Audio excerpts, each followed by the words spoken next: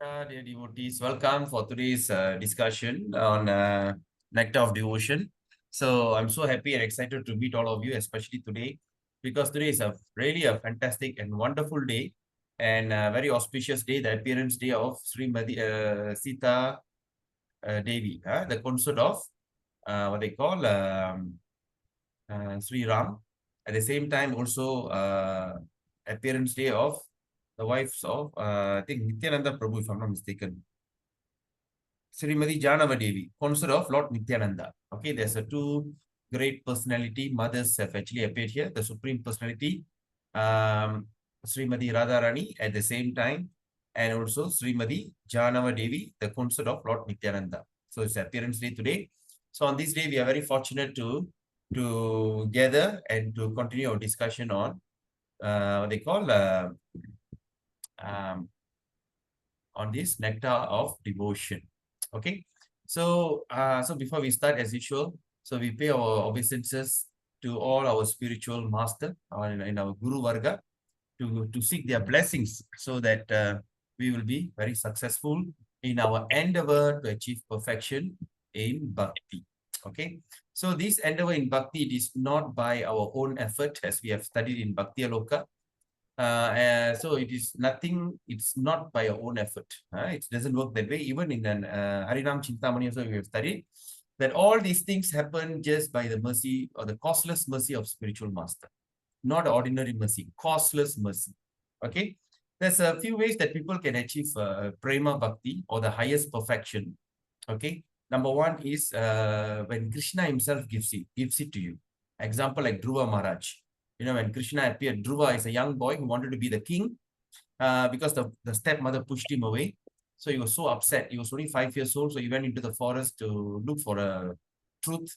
You know, asking why this unfairness happening. So then Lord Vishnu appeared in front of him to give him the blessing, and he went into prema. All right. All his material desire, everything vanished. So this kind of prema is only possible when Krishna himself come and give it to you, which is not possible.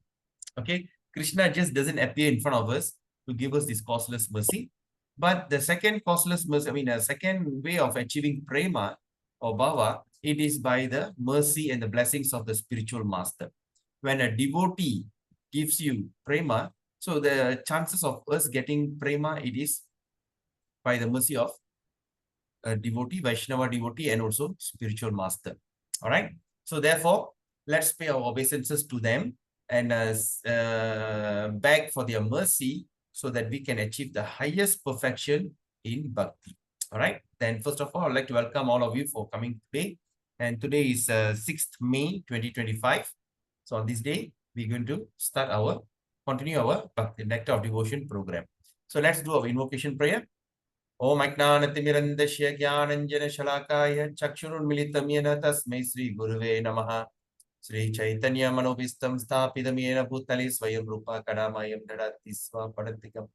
वन्देऽहं श्रीगुरु श्रीयुक्तपरकामलं श्रीगुरुन् वैष्णवंश्च श्रीरूपं सागरजातं सहगण रघुनाथन्वितं तं सजीवं साद्वैतं सावधूतपरिजनसहितं Krishna चैतन्यदेवं Sri Radha Krishna Padan Sahagana Lalita Shri Vishakanvidamscha Nama Om Vishnu Padaya Krishna Prishtaya Bhutale Srimadi Bhakti Vedanta Swami Niti Namine Namaste Saraswati Deve Gauravani Pracharine Nirvishesha Shunyavari Pasa Charisatarini Nama Om Vishnu Padaya Krishna Prishtaya Bhutale Srimadi Bhakti Siddhanta Saraswati Namine Shri Varshabhanavi Devi Daitaye Kripabdaye Krishna Sambandha Vijnanadayine Prabhave Namaha Madhuryo Jala Premadya Sri Rupanuga Bhaktira Shri Gaura Karuna Shakti Vigrahaya Namastute Namaste Gauravani Shri Murtaye Dina Tarine Rupanuga Viruddha Pasidanta Tavanta Harine Namo Gaura Kishoraya Sakshat Vairagya Murtaye Vipralambara Sambodhe Padam Bhujayate Namaha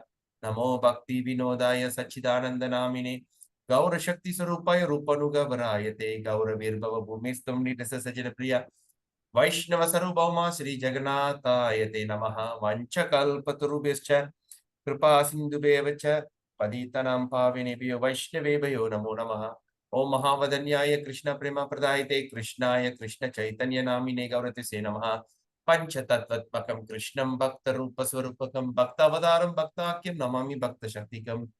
Hey Krishna Karuna Sindhu Dinabandhu Jagatpate Gopesha Gopika Kanta Radha Kanta Namastate Tapta Kanchana Gaurangi Radhe Vrindavaneshwari Vrishabhanuste Devi Pranamami Hari Priye. Jai Shri Krishna Chaitanya Prabhu Nityananda Shri Advaita Gadadhar Shri Guru Bhakta Vrinda. Hare Krishna Krishna Krishna Hare Hare Hare Rama Rama Rama Hare Hare Hare Krishna Krishna Krishna Hare Hare Hare Rama Rama Rama Hare Hare Hare Krishna Krishna Krishna Hare Hare Hare Rama Rama Hare Hare. Om Namo Bhagavate Vasudevaya. Om Namo Bhagavate Vasudevaya. Om Namo Bhagavate Vasudevaya. Namo Vishnu Pade Krishna Sapate Vishnu Vijay Pataka Swami Kinamini Namacharya Padai Nitai Kripa Pradai Marakata Damatai Nagara Patani. Hari Om Tat Sat. Hare Krishna. Just give me a second.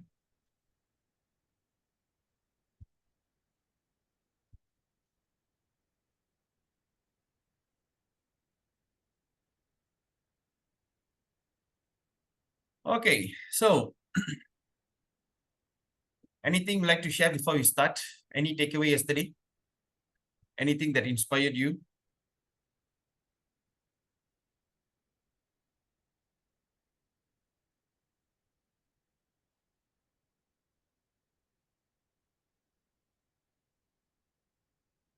Hare Krishna. I'm audible. Krishna Prabhu, yes, you're audible, Prabhu. So any takeaway, Mataji, yesterday? You learned something new? Yesterday, not yet, Prabhu. Any, you didn't learn anything new yesterday? Not to say I didn't learn anything new, but how do I say?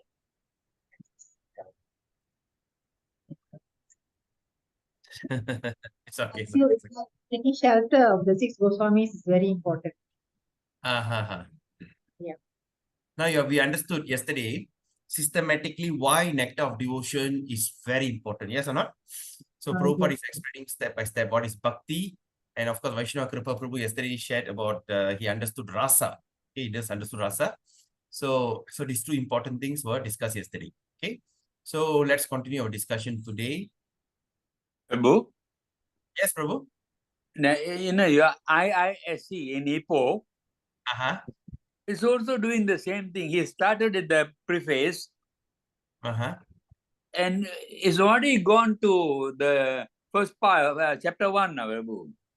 Okay. But just reading, and I realized that I can't make head or tail of it. Just reading very fast now. Yeah. Actually, that is the standard when it comes to what they call Bhakti Sastri. So it's Bhakti Sastri course, they will go through that this topic until chapter 19. Okay. Yeah, but he reads so fast. He started in preface, is already on to the in chapter 1, Prabhu. Yeah, no, because you know why, Prabhu? In Bhakti Sastri, you are expected to study yourself first. You have to read yourself. Then once you're nourished, then after that you come for the class. That's the idea. Yeah, Prabhu, I read before. I read 2 or 3 times before. But still, the way you explain is fantastic, Prabhu. Because we are doing detailed studies, Prabhu. Yeah. We are doing detailed studies. Like See, the rasa and all, for you just went through like that now, Prabhu. See, Prabhu, I'm referring, see, I have been referring to many books. You know, one of the books like is by Banu Maharaj, okay, Bhakti Rasamrita Sindhu Detailed Studies. Then also I have another book. Where is it? Oh, okay, it's not here. Okay, another book that I refer is also Bhakti Rasamrita Sindhu Bindu. So anyway, so encourage all your friends to come and join here, because that's why we are going to take our own, because in Bhakti Sastri they have to finish the course in 6 months, and Nectar of Devotion is the second longest. All right, the shortest is what they call Ishopanishad. The Nectar of Instruction is very short. So Nectar of Devotion is going to be 19 chapters. Then after that, Bhagavad Gita is divided into three modules, if I'm not mistaken. So it's going to be even longer. So they have a time frame. They've got a time to catch. So anyway, okay. Thank you so much, Prabhu. At least I feel that this attempt is worthwhile. Some ask me, are you doing a Bhakti Sastri course or what? I say, no, I'm not doing any Bhakti Sastri. I'm just, what they call, talking about detailed studies. All right, anyway.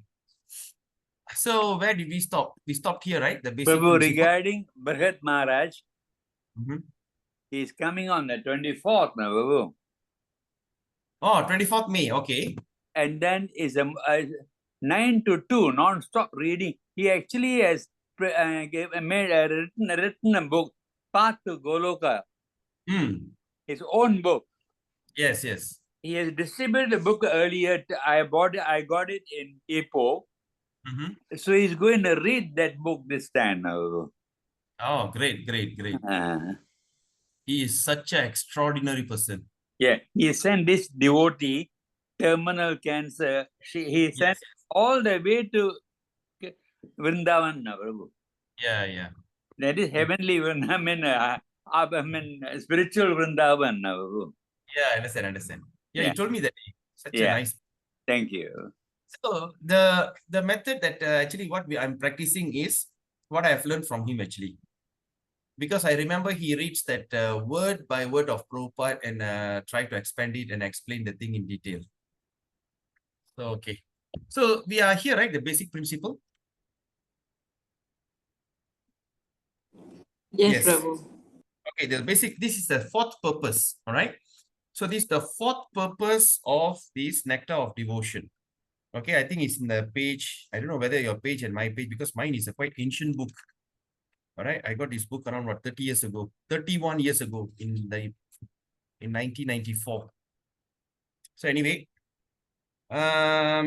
general summary. All right, that's okay. We have studied our proof. Okay, now we are talking about the fourth purpose of this nectar of devotion. Okay, so now when you look at this, so yesterday we just do a quick recap. So when purified senses are employed, when a purified senses are employed in the service of the Lord, one becomes situated in Bhakti Rasa life. All right. So what is that evidence in Bhagavad Gita? Can anyone quickly give me the evidence from Bhagavad Gita?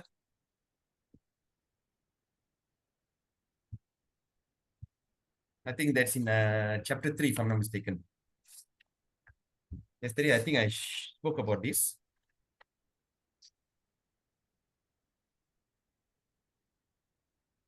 Durena Hyavaram Karma. Which verse is that?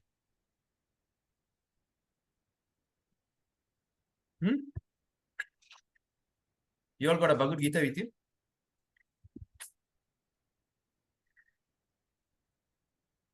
Yes, no? We have, Prabhu. Yes. So where's the Durena Hyavaram Karma? Which verse is that?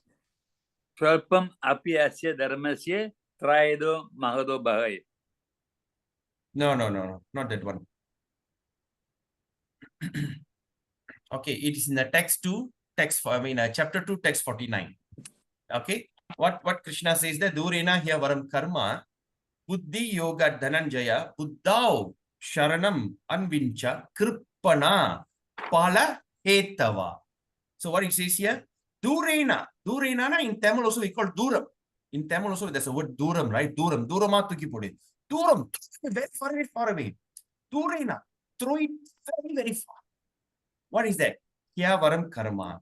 Durena, discard it long distance. Duramaga tuki erinjire. Duram, far away. Throw it away. What is that? Avaram. Here, Durena, he. Durena, Hyavaram. He means certainly. That means completely, certainly throw everything away, far away. And what is that? Avaram. What is avaram means? Abominable. All the nasty things, all the nasty, crazy, and this kind of things, throw it far away. Right? Avaram means abominable. And what is that? What abominable? What? Karma. Karma means what? Activity. Then after that, what? Buddhi Yoga Dhananjaya. Buddhi. intelligent, buddhi. All right, through the strength of Krishna conscious, buddhi. All right, buddhi means intelligent. Okay, we can say, what do you mean Krishna conscious? Because buddhi means intelligent. Yoga means linking. The word yoga means it's not stretching your hand, stretching your leg and doing exercise, right? Not gymnastic act. But yoga means linking with Krishna, right? So we are called bhakti yoga, bhakti yogi. That means we are linking our bhakti, our devotion, because if not that, you're going to show your bhakti to the country, you're going to show the bhakti to your family, you're going to show, because eventually a constitutional nature of a human being is to be bhakti, or in pathetic English, bhakti-ful. We have to be very bhakti-ful, correct or not? You know, if you don't have bhakti, you won't be engaging. Berbakti kepada negara. You know, there's a saying, there's a berbakti, sedia berkorban, berbakti kepada agama dan bangsa. All this kind of terminology we used to hear. And that, what kind of bhakti, you know? So then bhakti kepada keluarga, bhakti kepada this. So all the word bhakti, bhakti means what? Dedication. All right? Dedication beyond word. All right? That you are willing to give up anything for the sake of it. All right? And that is also called as rasa. Okay? So rasa. So now we are naturally, we got bhakti. All right? We have bhakti. We have bhakti for the wife, bhakti with the children, dedicate all these things. So now we are going to do bhakti yoga. So perform that bhakti, your dedication, all right, and your emotion to Krishna. So we call bhakti yoga. So here, durena here varam karma, buddhi yoga, buddhi, your intelligent through the bhakti, okay? Buddhi, your intelligent linking with Krishna. Yoga, all right? So buddhi yoga, Dhananjaya, oh Dhananjaya. Then what? Buddha. All right? So Buddha. Buddha means what? Buddhi means intelligent. Buddha means the consciousness. So where the intelligence come from? Come from consciousness. So buddhi, use your intelligence. Buddhi yoga, Krishna conscious. And in that consciousness, Buddha, in that consciousness, Sharanam, Buddha, Sharanam. Sharanam means what? Full surrender. Full surrender, unvincha. All right? Try to fully surrender. Then Kripana. Kripana means what? Miser. Then Palahetava. So Krishna says in text 249, he says, oh Dhananjaya, keep all abominable activities far distant. You put all your abominable activities, like you can't follow your four regular principles, like, you know, all this intoxication, gambling, and all this meat eating, and all this kind of nonsense. Put it far. How do you do that? By devotional service. So when we are performing devotional service, we are actually purifying ourselves. We are purifying ourselves so that we can go to Krishna and serve him.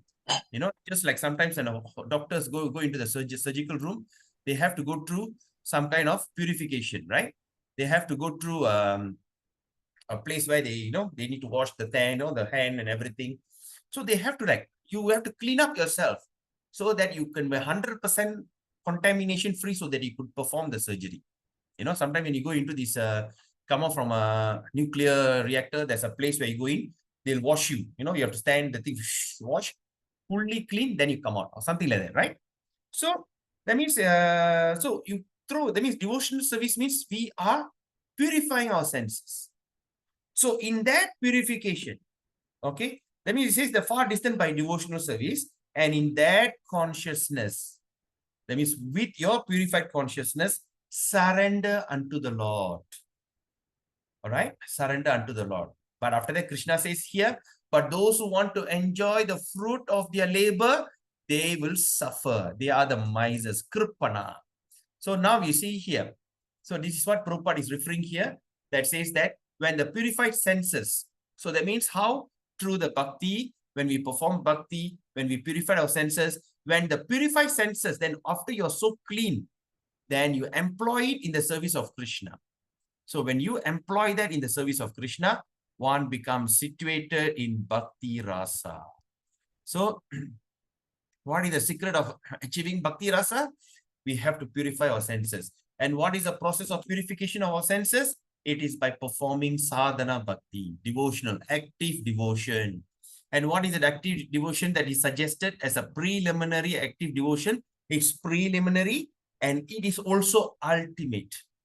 That is chanting the holy name of Krishna, right? So that means then in any action performed for the satisfaction of Krishna in this transcendental bhakti, that means any action that performed for the satisfaction of Krishna in this transcendental bhakti rasa of life can be relished perpetually.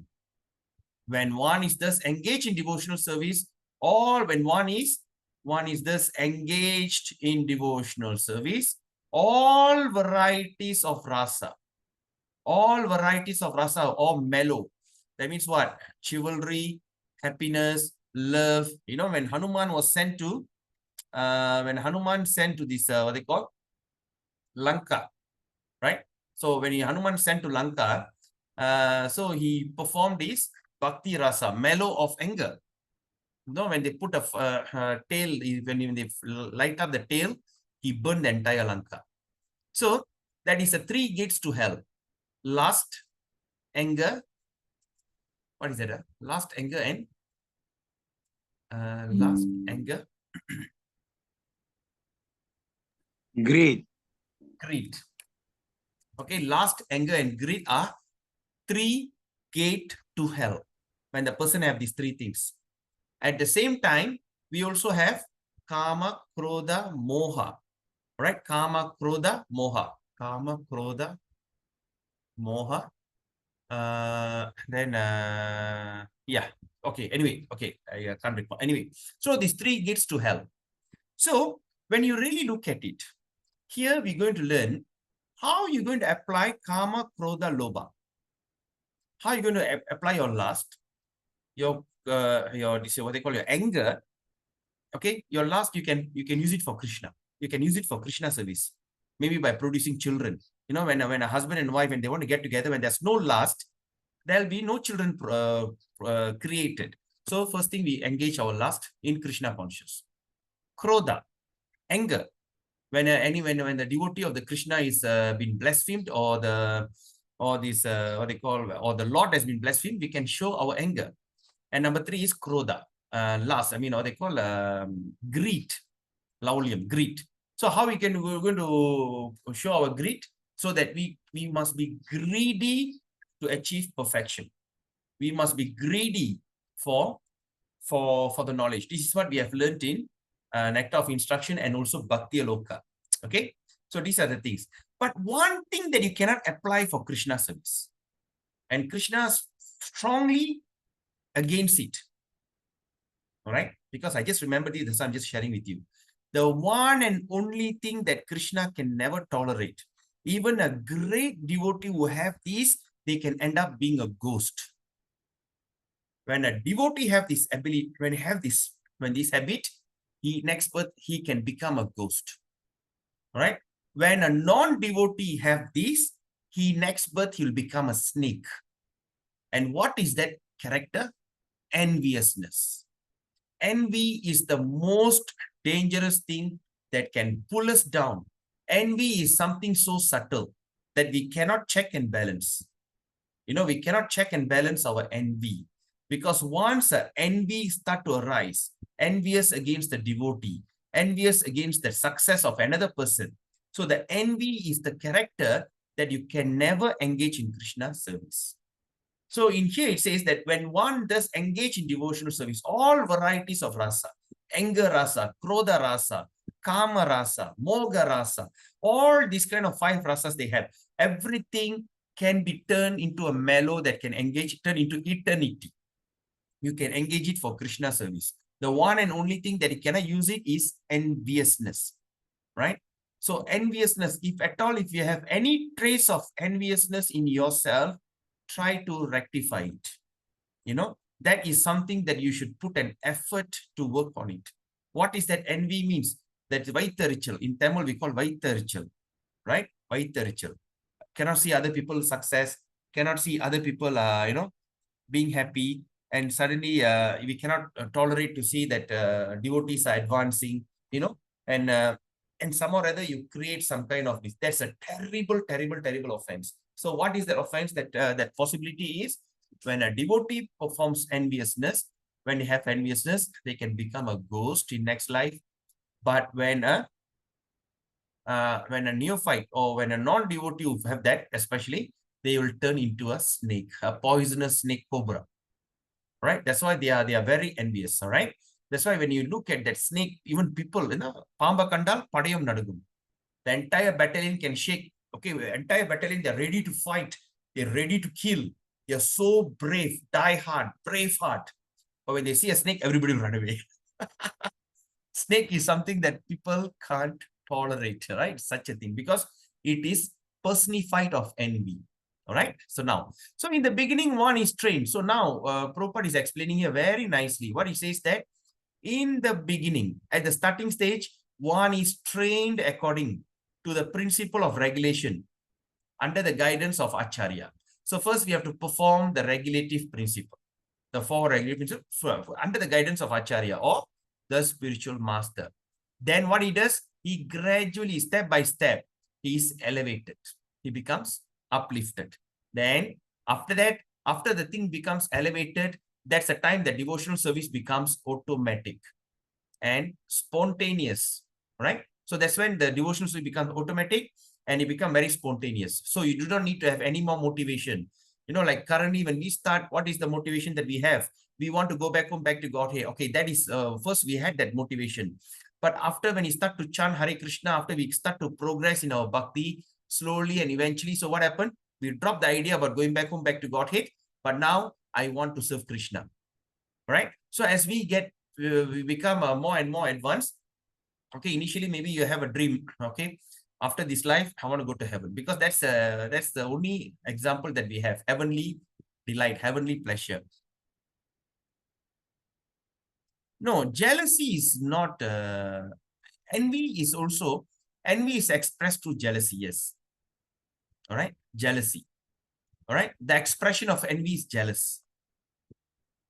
Okay, envy is something envy is something that you can go even to kill the person.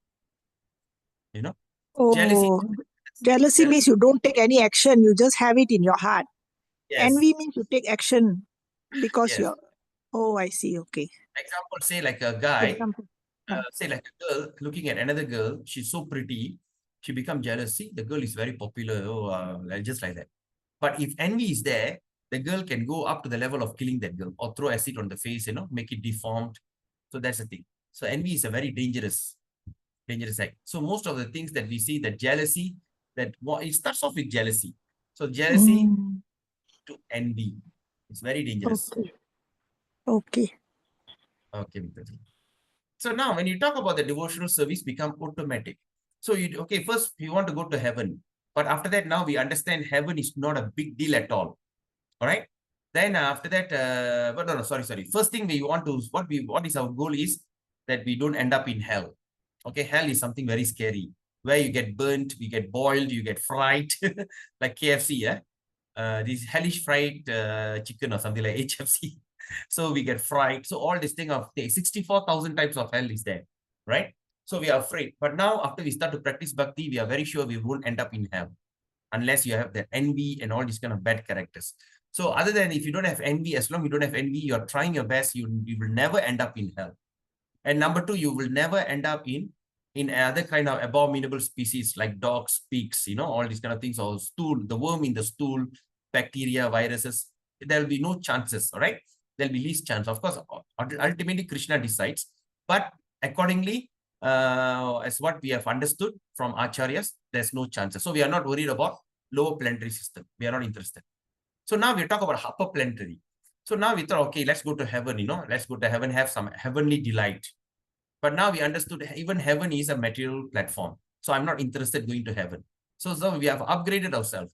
Now, okay, if not heaven, is it Satyaloka is a good idea? The place of Lord Brahma? No, I'm not interested in Satyaloka. Then now, then after you become more and more intense, how about Vaikuntha? No, I'm not interested in Vaikuntha also, because I want to straight go to Goloka Vrindavan. When you look at that heavenly stream in Goloka Vrindavan, there's many layers. the outer layer, the first layer of Goloka Vrindavan is Jagannath Puri. Then after that, you go into, then after you pass through Jagannath Puri, you go in, Lord Jagannath, then you go in, you see that Madhura Puri, no, Dwaraka. Dwaraka is a place where Lord Krishna stays there as a king, along with his 16,108 wives, and along with his, what they call, the Pandavas. Okay, all of them are there. Then, no, I'm not interested in Dwaraka. So I want to go further. I want to go to Madhura Puri. So when you go to Mathura, you see Krishna's baby pastime.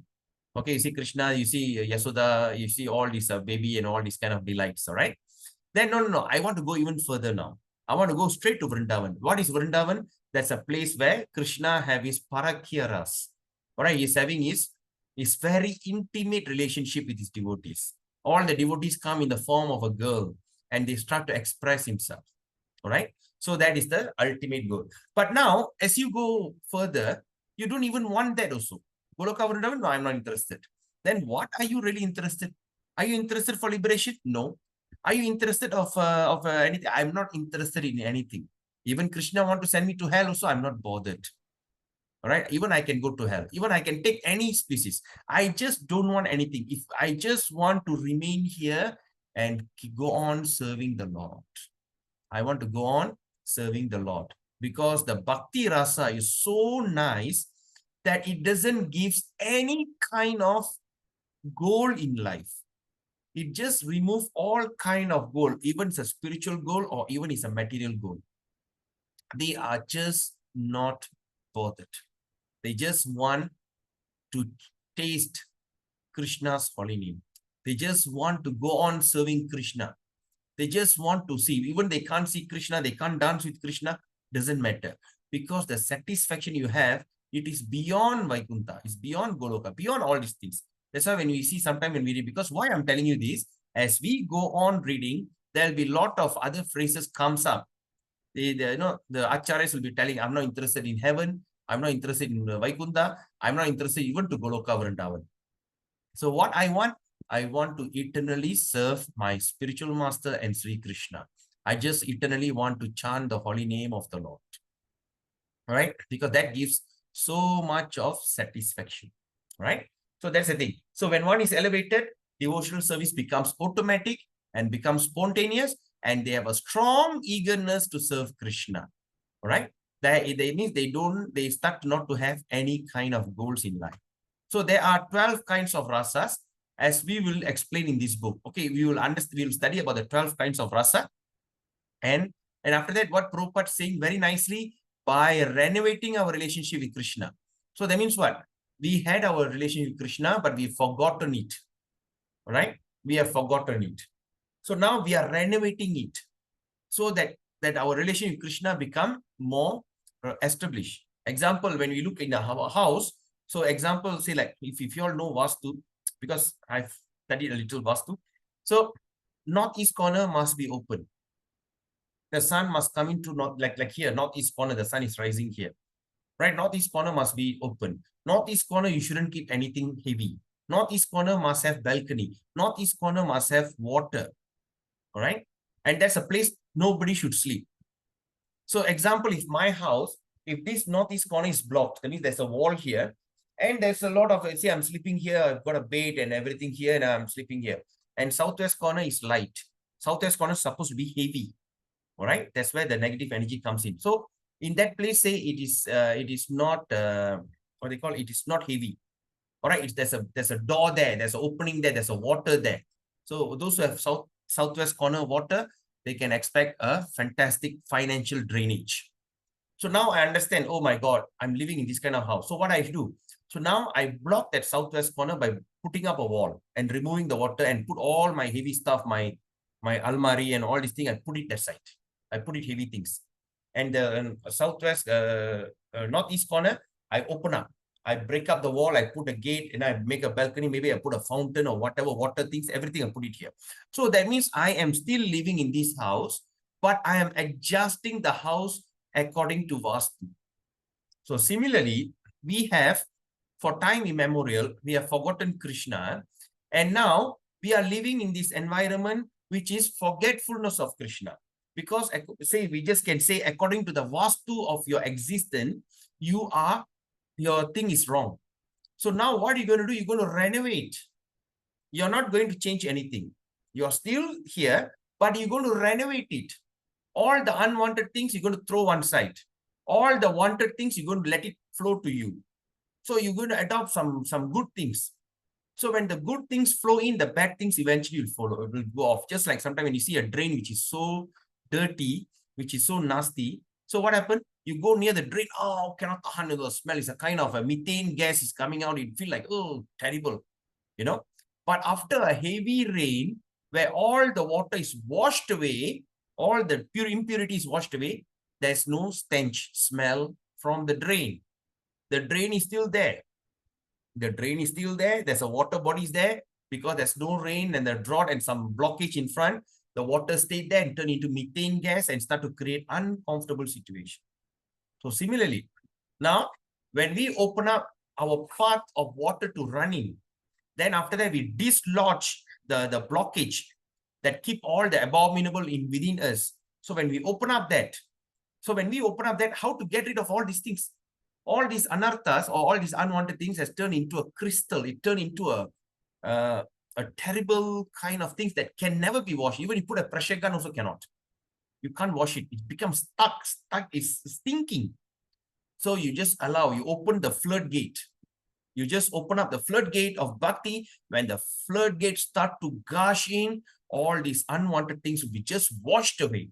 So that is what? Renovating. So we are renovating our relationship with Krishna.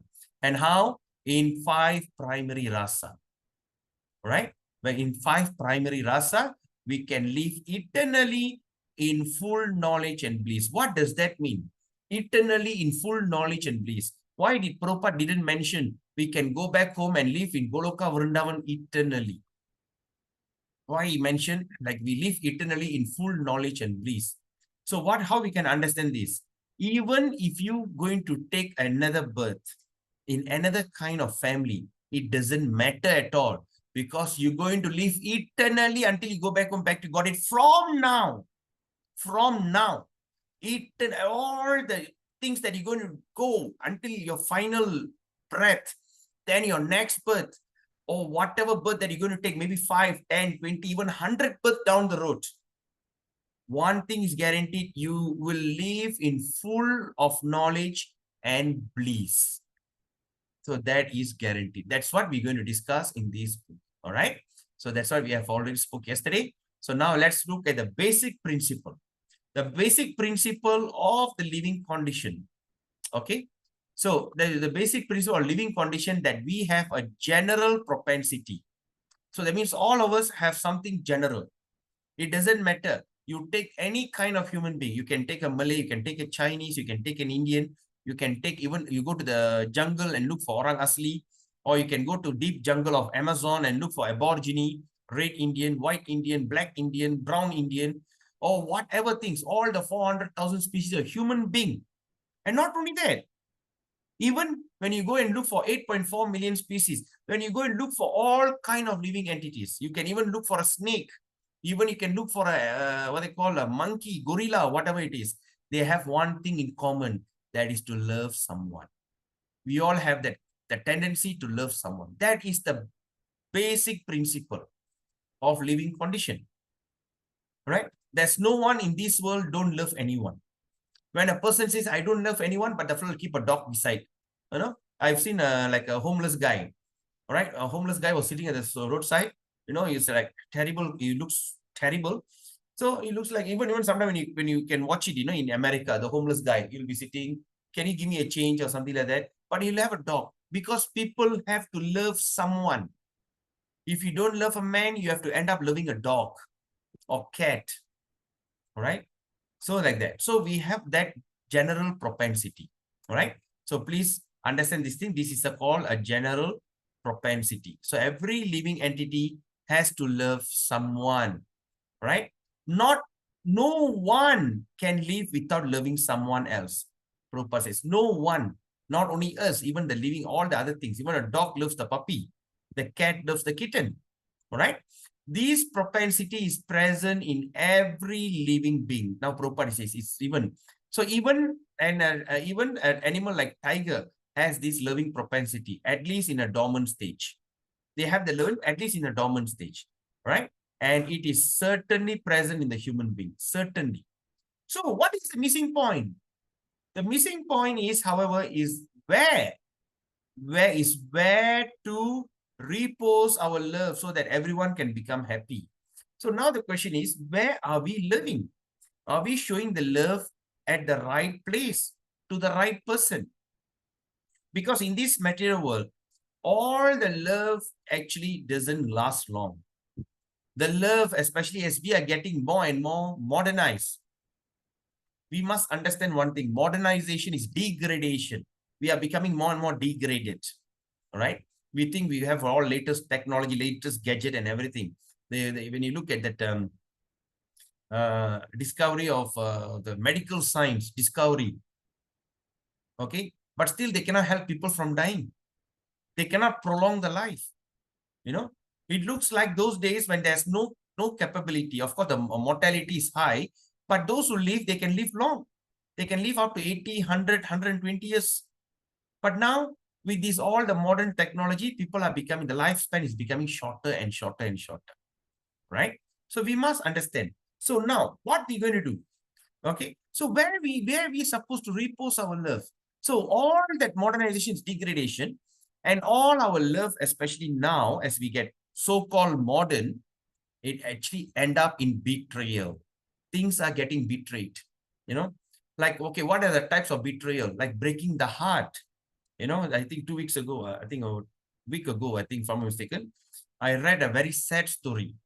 All right, the guy, there's a van in Johor, I think, school van. He thought that he have already sent all the children back home. He didn't realize there's one child there in the van.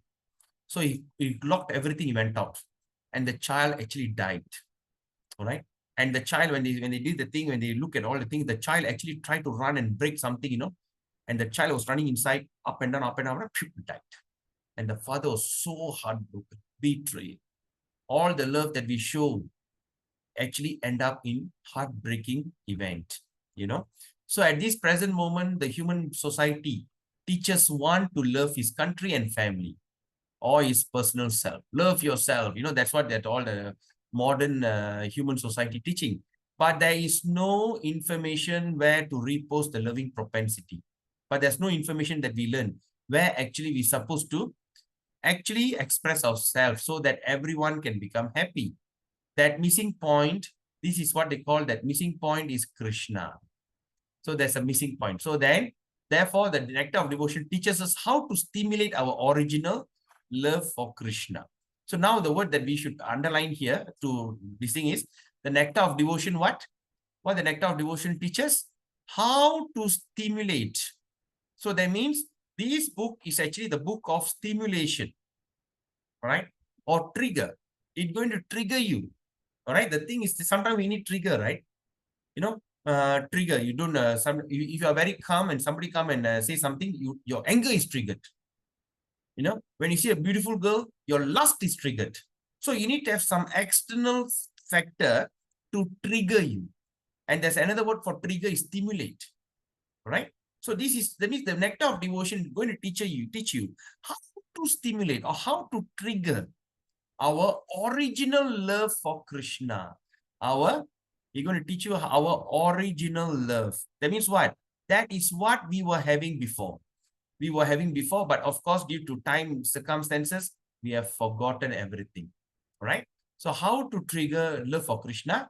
And secondly, how to be situated in that position where we can enjoy our blissful life.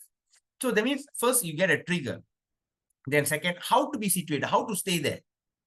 How to stay there so that we can enjoy our blissful life. So this is what the purpose. So now let's look at the okay. Now, so just give me a second.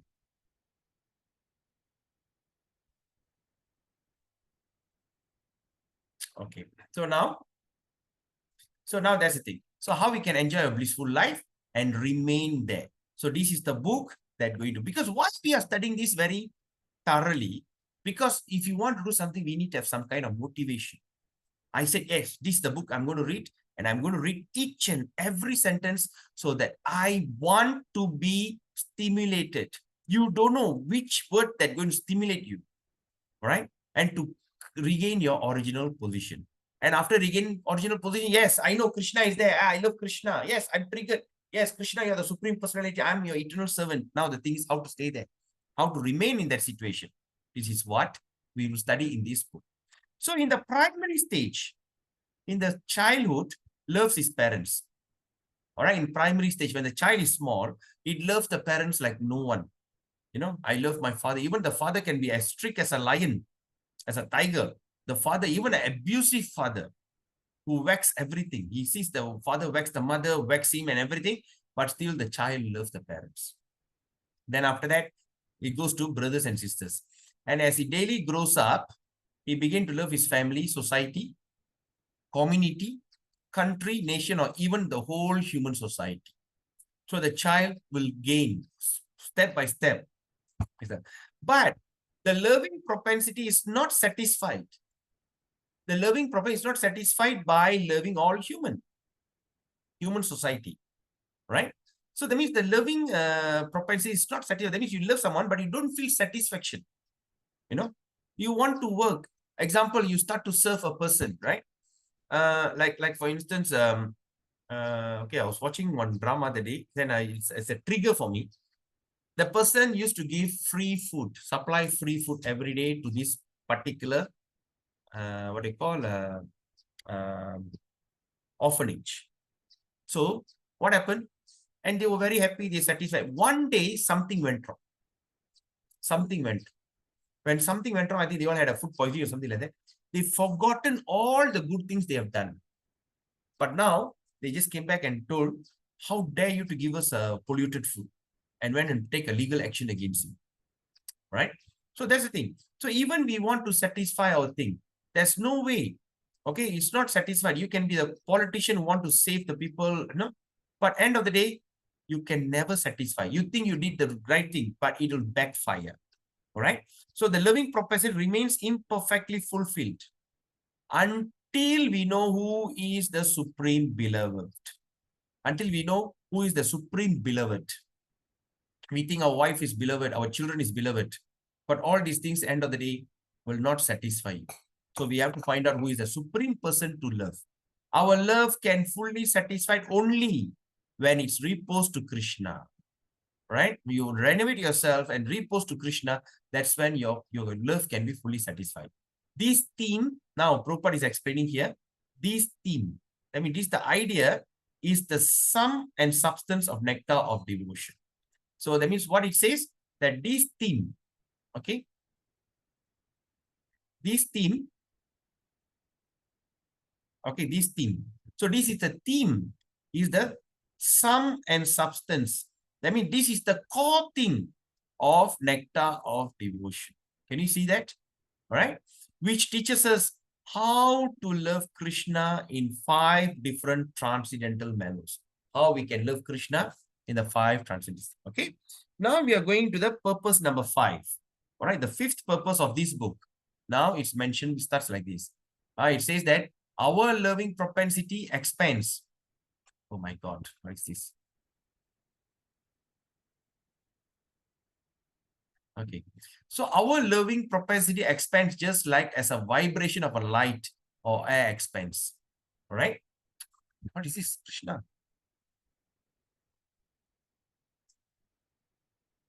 Okay, so our loving propensity expands. Okay, the loving propensity that we have, it expands just like a vibration of light or how the air expands, but we do not know where it ends. Okay, we can go on loving someone. It's just like a vibration, or how vibration of light, or how the air expands. See, when there's a light is on, it starts to dissipate the darkness. So it's going and clearing the darkness. The whole room is illuminated. Once you open the door, the light even travel out of the door of the windows. It goes and see. So we don't know where it ends. where it ends, the illumination, where it ends, we do not know. So the nectar of devotion teaching us the science of loving everyone and the loving every entity perfectly. All right. So that means the nectar of devotion, what is it? Where it ends. Okay, it teaches that as the science of loving everyone. So here again, what Prabhupada is mentioning, this is scientific, right? This is not sentimental. So science means what? You must have evidence, all right? It's not like a Aesop story or grandmother story. Simply tell you one story. What's evidence? Don't ask. So that was a trigger that actually happened to me when I was young. When my grandmother, grandfather, and all these people, they come and tell me something, we must do this. When I ask why, don't ask. Just follow. When we say, because sometimes that the family that I came from, they have some kind of weird kind of rituals, and so why are we doing this? We don't know, right? The funeral comes. Oh, in this clan we do funeral this way. Why? Oh, that right. So which is the right way? So when they couldn't ask, when he couldn't answer, I got triggered. I said, nothing doing. I'm not going to listen to you. When you cannot give me evidence, I'm not going to listen. So I was a very scientific person. So I want evidence. So now the same thing here, nectar of devotion is going to give you evidence. Evidence of loving everyone and every living entity. How? By the easy method of simply loving Krishna. When you love Krishna, you love everyone. What does that mean? You don't have any more envy. You don't have any more frustration. You don't have any more animosity, enmity. You don't have anything. You're just going to go on loving everyone. Okay? Just give me a second.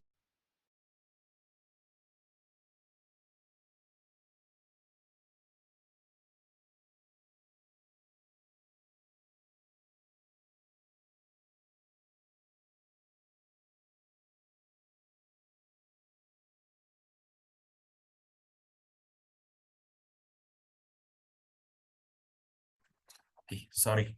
So it's just by simply loving Krishna. That means we have seen all the devotees or lovers, the lovers of Krishna, they don't hate anyone.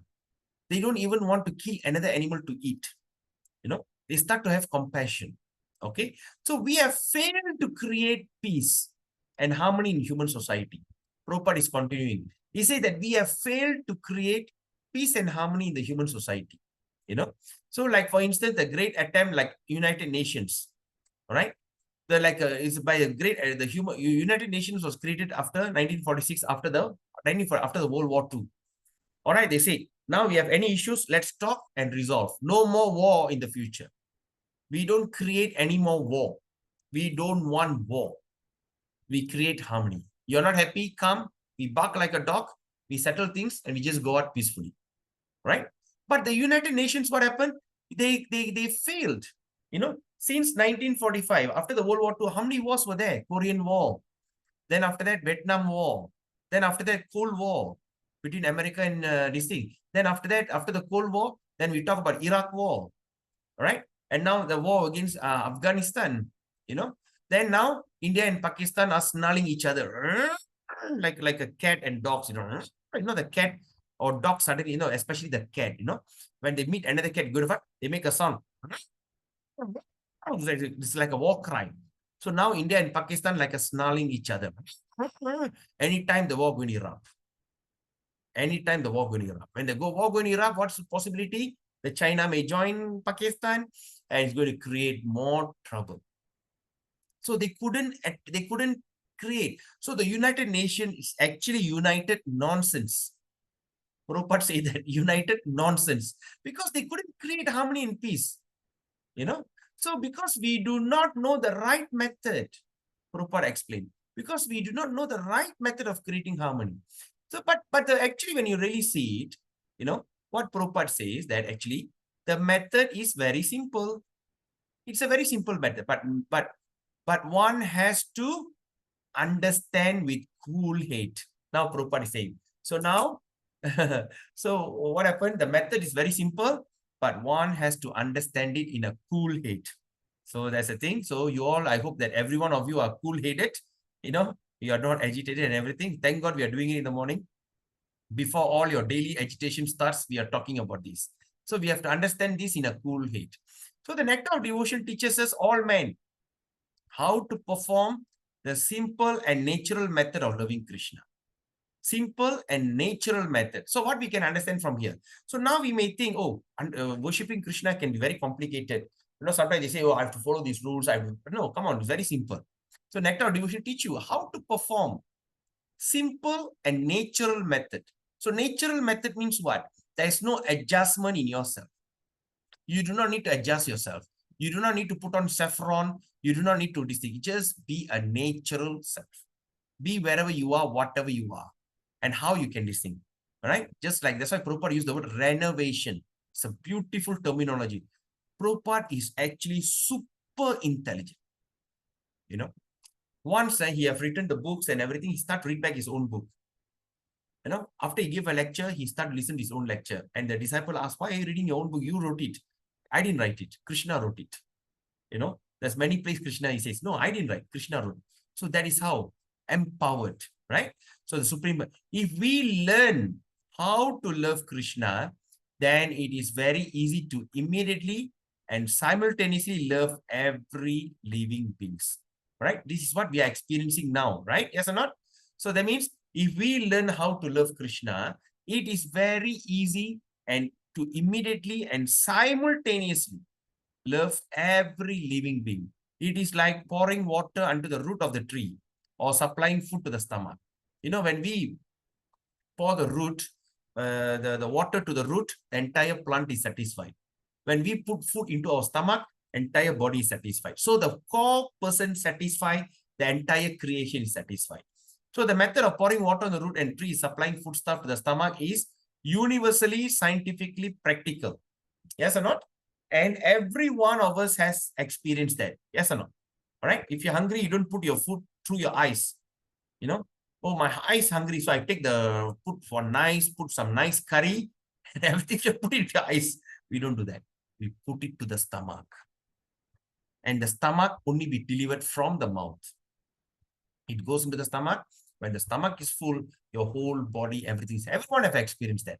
As everyone of us experienced, everyone knows well that when we eat something, in other words, when we put foodstuff in the stomach, the energy created by such action is immediately distributed throughout the whole body. All right. So immediately this thing. So people, and they say people are after fasting, okay, like day after tomorrow, on Thursday is Egadasi. So on that day, you see everybody's like all like layu, like all vadi perpom, like all Egadasi. But next day after you break your fast, when you put food, immediately you become vitalized. So immediately all the energy is distributed all over the body. Similarly, when we pour water into the root, the energy of this created immediately distributed throughout the entire, even the largest tree. It is not possible to water the tree part by part, nor it is possible to feed the different part of the body separately. The nectar of devotion will teach us how to turn one switch, turn one switch that will immediately brighten everything. So another thing that we understand from nectar of devotion is it's going to teach you how to turn the one switch. There's only one switch. When you just turn it on, it will immediately brighten up everything. Okay, everything, everywhere. One who does not know this method is a missing point in life. Okay, one who doesn't understand this method, they are having a big missing point in life. Okay, now it's 10 o'clock. We just take a short break. Okay, if you have any question, think about it. So you can ask question. Then we continue. All right. Hare Krishna. Just take a short break. Okay, we continue. Okay. Now we go to the first material. All right. Okay. Now we go to the next paragraph. As far as material necessities are concerned, okay, as far as material necessities, okay, we all have all the material necessities, right? The human civilization at present moment is very much advanced in living comfortably. Yes or not? Okay, we have created so much of comfort. Okay, like those days we have fan. All right, it's considered a great achievement for those people. And now air condition. Okay, like those days air condition is something it's not known, it's only this thing. But now everybody start to have aircon. That means they basically don't feel. That means basically people don't sweat nowadays, right? So they very much, they live comfortably, but still we are not happy. If you really think about it, even I have all the material comfort. I have got the latest car, very comfortable car, good job, working environment, all air conditioned, but still we are not happy because we are missing the point. Okay, because we are missing the point. So the material comfort of living alone and not sufficiently to make us happy. Okay, material comfort of life alone. Okay, the material comfort of life alone, it's not enough to make us happy. Okay, the vivid example. What is vivid means the clear or the clear example. Okay, the clear example is America. Okay, America is the richest nation in the world, having all facilities for material comfort. They have everything. Is producing a class of men completely confused and frustrated in life. Okay, so now they have created, even they have all the latest material, I think, but still they are creating a class of men which is completely confused and frustrated in life. So now Prabhupada is appealing. I am appealing herewith to such confused men. He's appealing, right? That means it's like telling them, begging them, say, I'm appealing herewith to such confused men to learn the art of devotional service. All right? He said, come and learn the art of devotional service as directed in Nectar of Devotion. And Prabhupada said this. Let's look at this term. I am sure. So that means Prabhupada is very sure about this. That means he said, I am sure that fire of material existence burning within their heart will be immediately extinguished. Right? So that's another thing that we can expect in this book. So the fire of material existence burning in the heart will immediately extinguish. That means by the time you're going to complete this thing, I believe, like what Prabhupada also believed, that all that fire will immediately be extinguished. So the root cause of our dissatisfaction is that our dormant loving propensity that has not been fulfilled, despite our great advancement in the materialistic way of life. The Nectar of Devotion will give us practical. Now, Prabhupada is actually, the Nectar of Devotion is what? He give you practical hints. Practical hints, right? It is not something that you cannot practice. In on how we can live in this material world perfectly engaged in devotional service, right? So despite we live in this material world, we perfectly engage in devotional service and thus fulfill our desires in this life and next. All right? That means how? So the word that we should highlight here is we can live in perfectly in this material world by performing it and thus fulfill our desires in this life and next. So that means when we perform this, you're not only satisfying your this existence, but even the next. So now after this, we have no fear of what birth we're going to take in the future. And that is called advancement. All right. As I said, initially we may have some goals. All right. I'm scared of this. I'm scared of that. This, but now we have no more anxiety. We have no more stress because we are pretty sure that we are on the right track. So the Nectar of Devotion is not presented. So now Prabhupada is not presented to condemn any way of materialistic life. Another word that we should highlight. That is not presented. That means the Nectar of Devotion is not presented. Okay. It is not presented to condemn any way of materialistic life.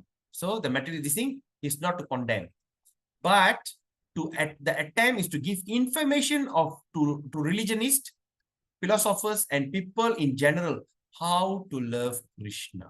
So that means this book is not the book of going to criticize our existence, but now this book is going to completely teach you how to love Krishna. Then one may live without material discomfiture. But at the same time, he should learn how to, that one may live life without material discomfiture, but at the same time, he will learn the art of loving Krishna. That means they're not going to create some kind of uncomfortable situation in this material form of life, but at the same time, he also should learn the art of loving Krishna. At the present moment, we are inventing so many ways to utilize our propensity to love, right? There's so many ways. Okay, we are inventing. The word inventing here is important. So we are inventing so many ways, all right? We are inventing so many ways how to ways to utilize our propensity of love.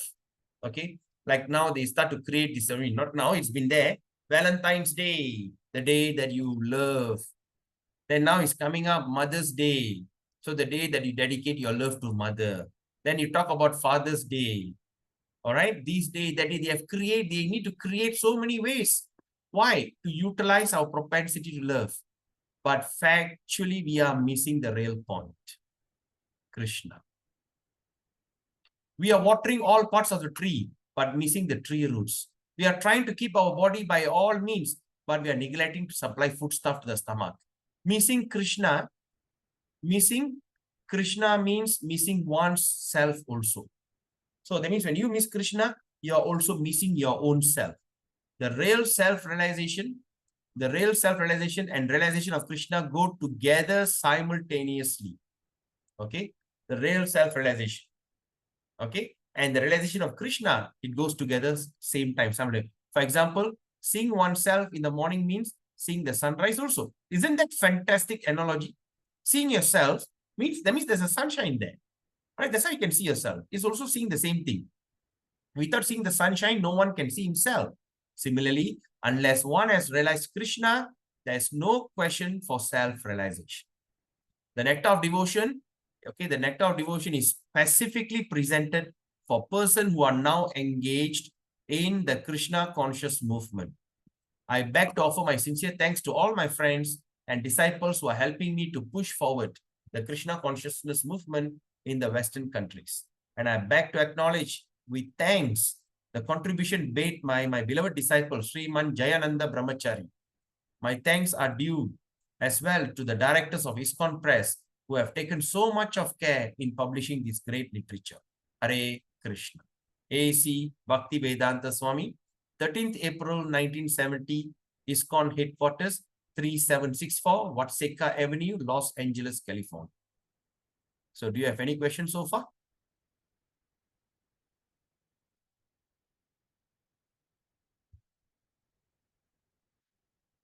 Did you all got the idea?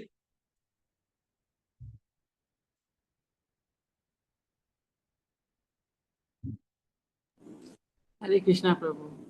Yes, Hare Krishna Mataji. Just going through the preface itself, we can't wait to go into the book. Exactly. That's my, it brings tears when you say Krishna is waiting for us to go into, surrender to him. Thank you, Prabhu. So now you realize, Mataji, that everything Prabhupada wrote, there is a purpose behind it. So when we want to read any book, not only this book, even any book, the preface is very, very, very, very important. When we study the preface, we understand the goal of the book. I'm very happy for you, Mataji. Right, now let's look at the book that you have printed. Right, can you see this thing? Can you all see this thing now? The preface deal mainly with two subjects. Can anyone see this thing? Hare Yes, Krishna. Prabhu, can see, Prabhu, can see both the two things there. Okay, good. So now the book that I asked you to print, right? The book I asked you to print, The Wave of Devotion. Why I ask you to print this book? After we go through this thing, we will go through the summary. All right. So this is a quick summary that we're going to go through just to recap what we have learned in preface. So since it's going to be a detailed study, even the preface, we dive deep into it.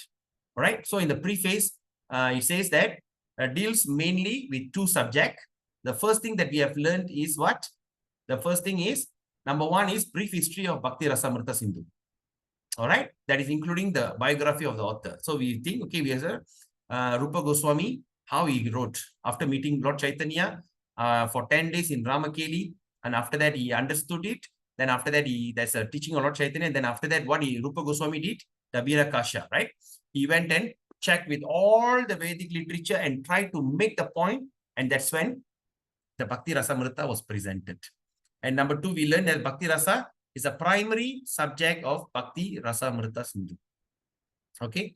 So Bhakti Rasa, the taste, the mellow of Bhakti is the primary subject that we're going to learn in Bhakti Rasamrita Sindhu. All right. Okay. Now, we also went through the brief history. Lord Chaitanya Mahaprabhu is the original speaker of Bhakti Rasamrita Sindhu. So Lord Sri Krishna Chaitanya Mahaprabhu is the original speaker of Bhakti Rasamrita Sindhu. And Rupa Goswami, what he did? He heard him for 10 days. Where? In the banks of Ganga. Which part of the banks of Ganga? The place called Dashavemeda Gata. Dasaswameda Gata. Where? In Prayag. All right. So what is the place that he spoke? The place is called Ramakeli. Okay. The Goswami assimilated. So what happened? Okay, now this is very important. So what is the thing is, what the Goswami did? He assimilated the Lord's instruction. What is assimilated means? That means he have eaten and he got digested. He got digested. So that means, in other words, it has completed. So after whatever he learned from Krishna, not Mahaprabhu, Chaitanya Mahaprabhu, he assimilated the instruction. Then what he did? Systematically presented them in writing. All right. So whatever he learned, he understood it, he assimilated, and now he's systematically presenting them in writing. So in 1970, His Divine Grace, A.C. Bhaktivedanta Swami Prabhupada summarized Bhakti Rasamrita Sindhu and gave to the world as Nectar of Devotion. When? In 1970. All right, we understand that. Okay. Now, Bhakti Rasamrita Sindhu is what? Is a primary subject of, okay, Bhakti Rasa is a primary subject. Srila Prabhupada introduced the subject by briefly commenting on the book title. First of all, we have understood is Bhakti. So, Bhakti connotes devotion or love. All right, it shows devotion of love. Bhakti means devotion or love, and love implies service. So, Bhakti connotes, C-A-C-O-N-O-T-S. That means Bhakti is the foundation, or cannot means foundation of devotion and love. Devotion, which is also can be also called as love. And now, love means what? Implies service. So, activity to please beloved. Thus, devotional service is an eloquent definition of Bhakti. So, devotional service is an eloquent devotion of Bhakti. Yes, Vaishnava Prabhu. Where are we reading from, Prabhu? I'm reading from another thing that I asked everyone to print. But I have the same thing I printed, but it's not like what you printed now, Prabhu. No, you go through that, Prabhu. Which one you printed? Did you print the Wave of Devotion or what? Yeah. Yeah, that's the thing. This is the one. Author's preface. So page 16. Page 16. Page 16. Yeah, 16. Open page 16. Because I'm not going through the... Okay. But maybe I went wrong there. Okay. Page 16, Babu. 16, yes. So I'm sorry for disturbing here. No problem. All right. So Bhakti, so that means devotion, eloquent definition of Bhakti. So devotion is what? The most fundamental drive. The most fundamental drive of every living entity. And the basic principle or living condition is that we have general propensity to love someone. We have read that. Okay. This is just to recap. No one can live without loving someone else. Okay. There's a page that referred also from the book. Okay. Now, we cannot be happy without satisfying the desire for love. So we cannot be happy without satisfying the desire to love. We will not be able to perfectly fulfill the desire without permitting its expansion to the most inclusive extent. What does that mean? Right? So that means we cannot permit, that means as what we have, for example, that we spoke about the light. The light is going and going and going. That means we cannot expansion. We thought permitting its expansion to the most inclusive extent. The most inclusive extent is to love Krishna. So in the primary stage, another example that we have learned here. Okay, this one I just go through very quickly. Just pick up this thing. Okay. Now, okay. So now the primary stage, a child loving his parents. We have understood that, and his brothers, and go on society, community, and all these things. By loving propensity, but the loving propensity is not satisfied even by loving human being. All right? So it remains imperfectly fulfilled until we know who is the supreme beloved. Okay? Until we know who is the supreme beloved to love. Then, Srila Prabhupada says that love can become all-embracing. Say that love can become all-embracing only when we understand Krishna as the supreme beloved. He is the root of all creation. By embracing him, one successfully embraces everyone. Look at that. Isn't that a fantastic summary? You all agree with me? All right. So now, and like as a pouring water on the root of the tree, successfully nourishes all leaves. Now, the nectar of devotion teaches us the science of loving everyone, of the living entity, perfectly by easy method of simply loving Krishna. The loving propensity expands like a beam of light. So the loving propensity expands like the beam of light. By instructing us to love Krishna, the nectar of devotion will teach us how to turn one switch. Remember that one switch we have learned. Okay, immediately brighten up. Just one switch when you on, poof, everything's get brighten up. Okay, then now talk about rasa. What is rasa? So now rasa is something difficult to translate. And Srila Bhakti Siddhanta's Maharaj, Bhakti Saraswati Prabhupada, all right, the spiritual master of our Prabhupada, he translated rasa as mellow. And Srila Prabhupada followed his footsteps. The word rasa used in Bhakti Rasamrita Sindhu is understood by different person differently because the exact English equivalent is very difficult to find. Prabhupada says, right, it cannot be found. But as we have seen our spiritual master translate the word rasa into mellow, we shall follow in this footstep and also translate the word in that way. We learned that in page 151. Okay. And literally as we go on, we learn that. So,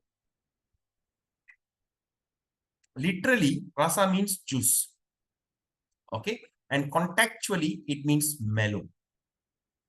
Mellow means sweet and full flavored, ripened as fruit. Okay. What is mellow means? That means sweet and full flavored, ripened as fruit. All right. Example, when you take a mango, when it's fully ripe, you know, when you take and you crush it into a juice, when you drink it, it gives you mellow. Okay. So that means it's a ripened fruit. Thus, mellow means, then for that, mellow refers to relishably sweet, tasty of a fruit. That taste that contains in its juice. Okay. Now, relationship is comparable to fruits. Relationship are comparable to fruits. The pleasure we taste in the relationship is also juice or mellow. That's called rasa. So relationship is comparable to fruit means, that means we must have that, we are serving our family, family, nation and all this is because of relationship. And that's also kind of mellow.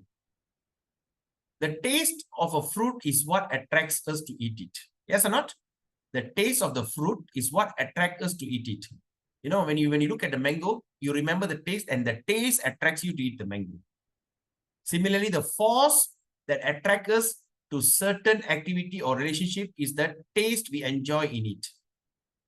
Right? Say like serving family, and because we got a taste.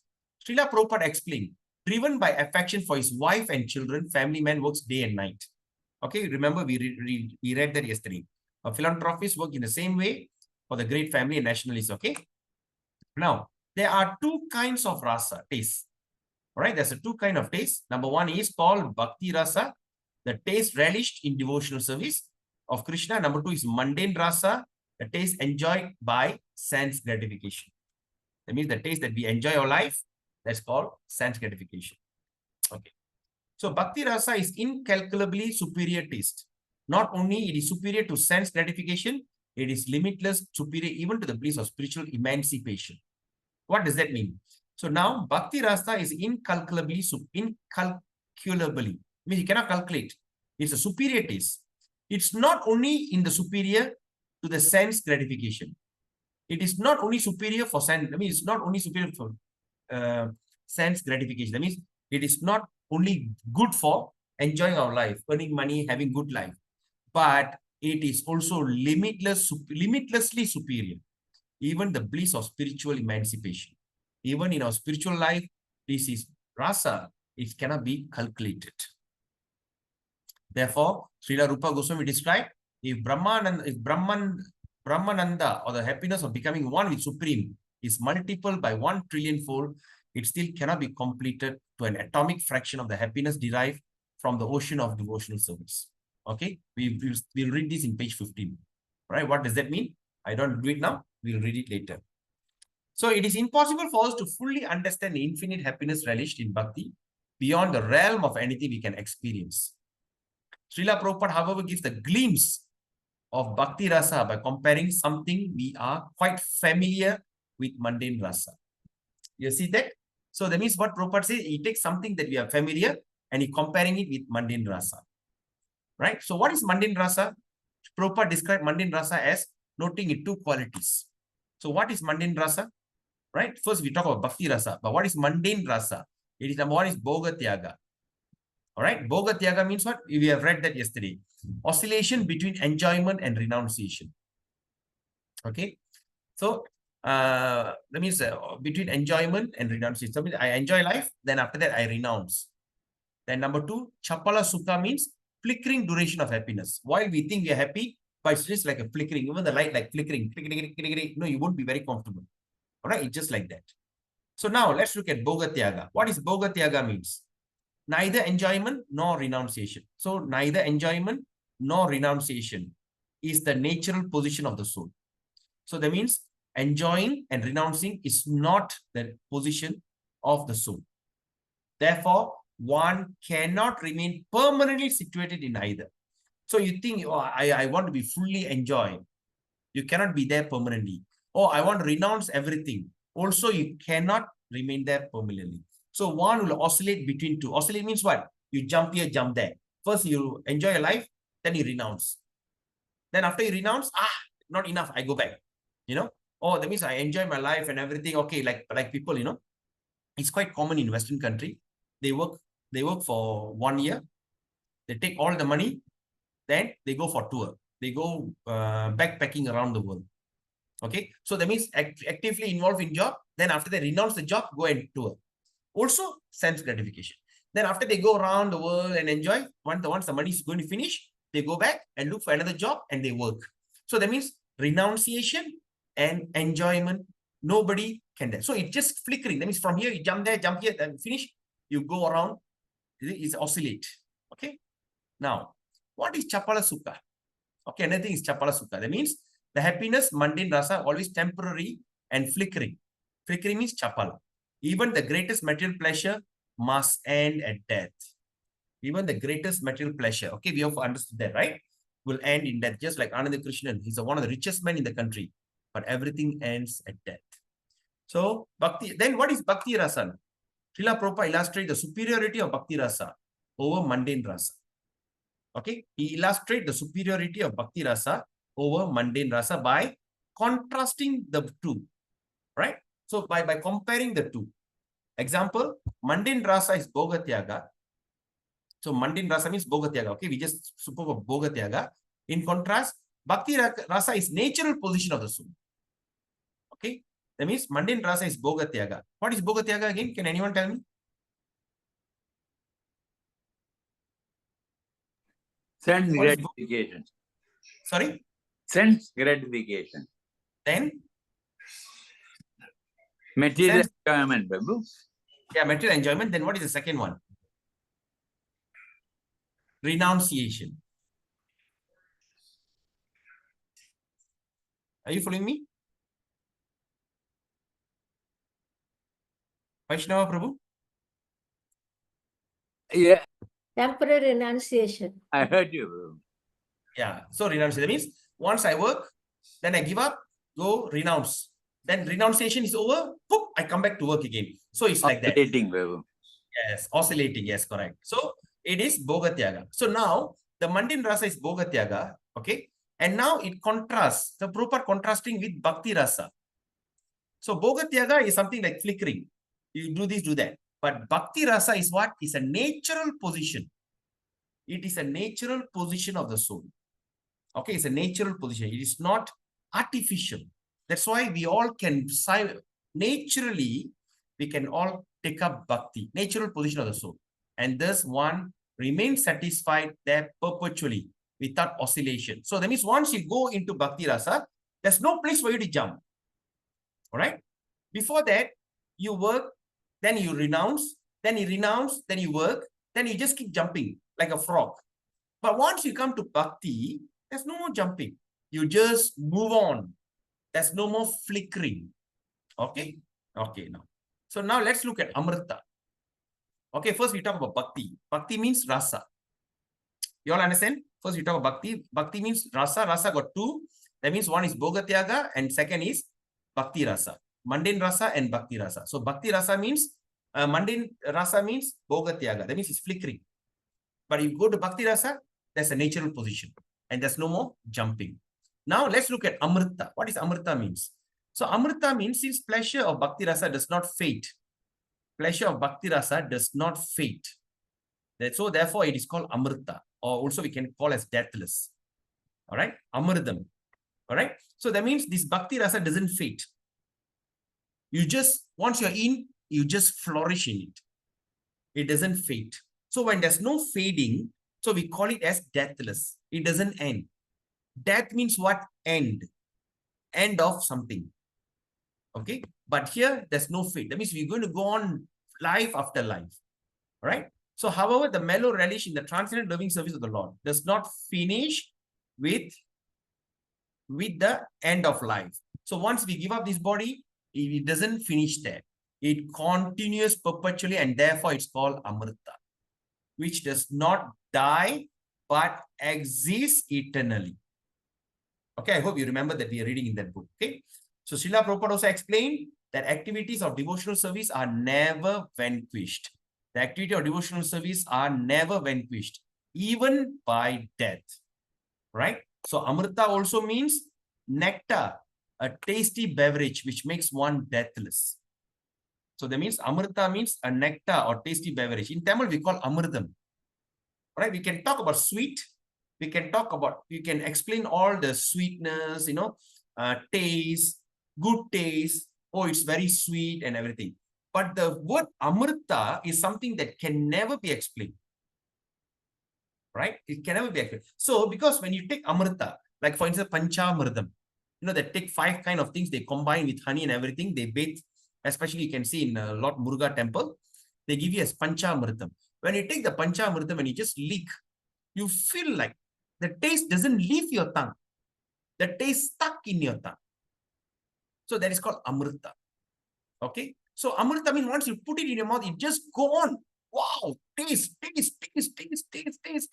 You just can, it just never leave your tongue. Of course, I'm talking about example like mundane example, Amrita, Panchamrita. But this is, I'm talking about the real Amrita. Can never leave you. So therefore, it makes one deathless. So we also understood what is death. For a non-devotee, death will come as a mode of establishing, like for atheist, right? For an atheist, death is the God comes in the form of death. So what will happen? He will die. Then he will be transmigrating in that 8.4 million species of life, down, up, down, up, down, right? But for a devotee, okay, it does not bestow eternal pleasure, but it's also the process of achieving eternity. So that means for a devotee, death is what? Ending of one chapter, going to the next chapter. When we read a book, when we finish one chapter, we go to the next chapter. That means it's evolving higher. The first chapter is this. Then you go to the next chapter. The second chapter is going to be even more better than the first chapter. Then you go to the third chapter. The third chapter is better than the second and the first. So it keeps evolving, it keeps going up. So like that. So that means devotion is not only bestow eternal pleasure, but it also gives you achieving eternality. So death, for a devotee, it is to move on into a better and brighter place.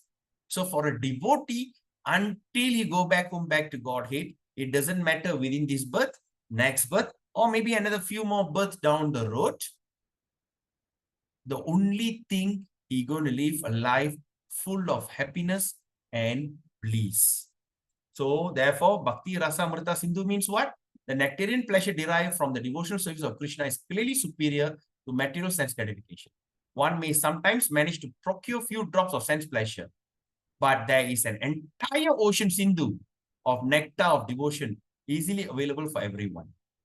All right. So Bhakti means rasa, Amrita means nectar, Sindhu means ocean. Sindhu means ocean. So what it says here, that means this is the ocean of nectar given to you. Maybe one day we can get 1 or 2 drops. We feel very happy. Now here, Prabhupada is giving you, Srila Rupa Goswami is giving us an entire ocean of nectar. You know, just 1 drop itself is unbelievable. Can you imagine giving you entire ocean? Right? So that's the thing. All right. So that is the quick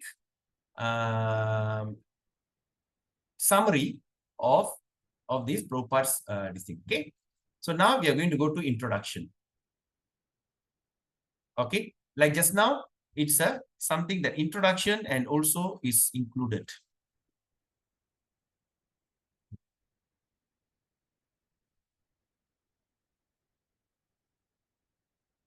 Okay. So any questions so far? Anything that you want to ask before we go on?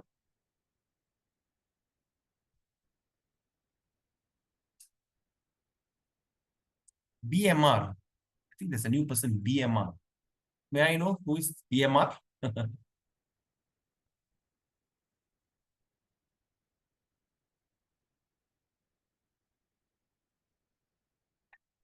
Okay. Oh, Pushpa Mataji is here. Welcome, Mataji. Hare Krishna. So, anything you want to discuss before we go? All okay? Okay, Hare Prabhu. Krishna. Okay, Prabhu. Carry on, Prabhu. Hare Krishna. Everybody's quiet. Is it you are mesmerized or you're confused? Mesmerized, Prabhu. Ecstasy, Prabhu. Ecstasy. I thought everybody became very confused, ready to know what to do. Okay, now we're going to continue.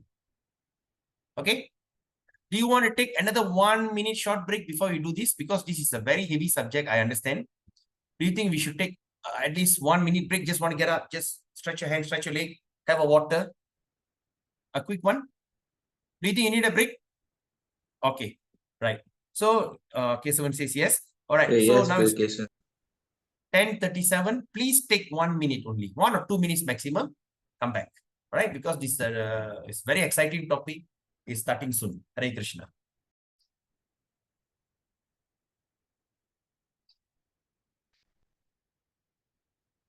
All right. Hare Krishna, Prabhu. Yesterday we learned Amrita is permanent. Is that same? Yes, permanent lah. So Amrita means the nectar that doesn't go out from your tongue, so it's permanent. You know, as an example I give you, when you put an Amrita in your tongue, it just go on staying in your tongue. It doesn't come out. So it's permanent. So permanent means deathless. Okay. Okay, Okay, nice Prabhu. question. Hare Krishna. Hare Krishna. Anyone else got any question? There's a thing shows new message, but I can't see. Okay, I think that's all. Hare Krishna. Okay, now we are going to the introduction part. All right, introduction of nectar of devotion.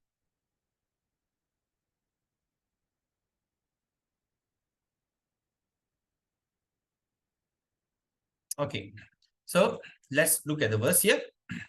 Of course, in your book you don't have a verse. All right, in your book Nectar of Devotion, that book that you have purchased don't have a verse, but this edition with verse, so it's exactly the same. All right. So Shri Shri Bhakti Rasa Mrita Sindhu Bhagavad Bhakti Beda Nirupaka Purva Vibhaga Pratama Lahari Samanya Bhakti Pratama Lahari Samanya Bhakti Shri Shri Radha Govinda Devo Vijayate Agila Rasa Mrita Murti Prasmara Ruchi Ruddha Taraka Palihi Kalita Shama Lalito Radha Prayan Vidur Jayati. Right? So this is the verse 1 of this. Okay, starting from the verse 1. All right, now. So now the verse 1 is like this. Pratama Lahari Samanya Bhakti Sri Sri Radha Govinda Devo Vijayate Agila Rasa Mrita Murtihi Prashrama Ruchi Ruddha Taraka Palihi Kalita Shama Lalito Radha Prayan Vidur Jayati. So now this is called Mangala Charan. Or that means you are created. Just now when we start this program, we do Mangala Charan. Vandeham Sri Guru Sri Yutta, like that. So this is the Mangala Charan. So now in this Mangala Charan, it's like this. Prabhupada is commenting, invoking auspiciousness. Okay, invoking. That means to create auspiciousness. Lord Sri Krishna is the Supreme Personality of Godhead, the cause of all causes, the reservoir of all rasas, right? All relationship, which are called neutrality, passive adoration, servitorship, friendship, parenthood, conjugal lover, comedy, compassion, fear, chivalry, ghastliness, wonder, and devastation. He is the supreme attractive form, and by his universal and transcendental attractive feature, he has captivated all gopis, headed by Taraka, Palika, Shama, Lalita, and ultimately Srimati Radharani. So that means what? So invoking auspicious Lord Krishna is the cause of all causes, reserve of all rasa or relationship, which are called neutrality or passive adoration, servitorship, friendship, and all these things. So how? Through this, he has captivated all the gopis. So now we understand from here, who are the gopis? There are so many gopis, but there is a head gopi, headed by what? That means the principal gopi. So the principal gopi is what? Taraka, Palika, Shama, Lalita, and after that, ultimately, Srimati Radharani. Hridiyasya Preranaya, Hridiyasya Preranaya Pravartitoham Varako Rupapi Tasya Hare Padakamalam Vande Chaitanya Devasya. Let his lordship, grace be upon us, so that there may not be any hindrance in the execution of this duty of writing Nectar of Devotion, impelled by His Divine Grace Sri Srimad Bhakti Siddhanta Saraswati Goswami Prabhupada. Let me offer, that means this Prabhupada is offering his case, right? Let me offer my respectful obeisances. Prabhupada is writing, let me offer my respectful obeisances unto the lotus feet of Srila Rupa Goswami Prabhupada and Srila Bhakti Siddhanta Saraswati Goswami Prabhupada, by whose inspiration I have been engaged in the matter of compiling the summary study of the Bhakti Rasamrita Sindhu. This is the sublime science of devotional service as propounded by Sri Chaitanya Mahaprabhu, who appeared 500 years ago in West Bengal, India, to propagate the movement of Krishna consciousness. Vishrama Mandiratya Tasya Sanatana Tanur Mat Ishasya Bhakti Rasamrita Sindur Bhavatu Sadayam Pramodaya. Sri Rupa Goswami began this great book by offering respectful obeisances unto Sri Sanatan Goswami, who is the elder brother and spiritual master. Okay, so Rupa Goswami's elder brother and also spiritual master. And he prays that Bhakti Rasamrita Sindhu may be very pleasing to him. He further prays that by residing in that ocean of nectar means Bhakti Rasamrita Sindhu, right? The ocean of full of bhakti and rasa, all right, and which is also come with amrita. Okay, the ocean of nectar, Sri Sanatan Goswami may always feel transcendental pleasure in the service of Radha and Krishna. Bhakti Rasamrita Sindhu Charata Paribhutau Kala Jala Biya Bhakta Makaran Ashrita Mukti Nadikan Namashyami. Let me offer our respectful obeisances unto all great devotees and acharyas who are compared to sharks. Now, this is very important.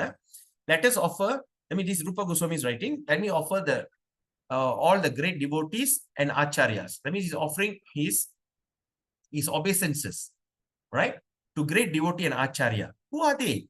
They are compared with what? Compared with sharks. And where? In the great ocean of nectar. The sharks in the great ocean of nectar, who do not care for various rivers of liberation. Okay, so what does that mean? How to understand that? See, now we see, okay, I go through this first, right? So impersonalists are very fond. The impersonalists means the Mayavadi. they are very fond of merging into the supreme, like rivers that come down. Example, like the rivers that come down from merge into the ocean. The ocean can be compared to liberation. The ocean can be compared to liberation, and the rivers to all the different paths of liberation. Are you following me on this? Now here they are comparing ocean to the liberation, and the rivers are different paths of liberation. The impersonalists are dwelling in that river. So impersonalists means what? The Mayavadi are in that river, water, which eventually comes and mix with the ocean. Thus, they have no information. They have no information, however, that within that ocean, as within the river, there are innumerable aquatic living entities. The sharks who dwell in that ocean do not care for the rivers which are guiding down into it. The devotees eternally live in that ocean. The devotees eternally live in that ocean of devotional service, and they do not care for the rivers.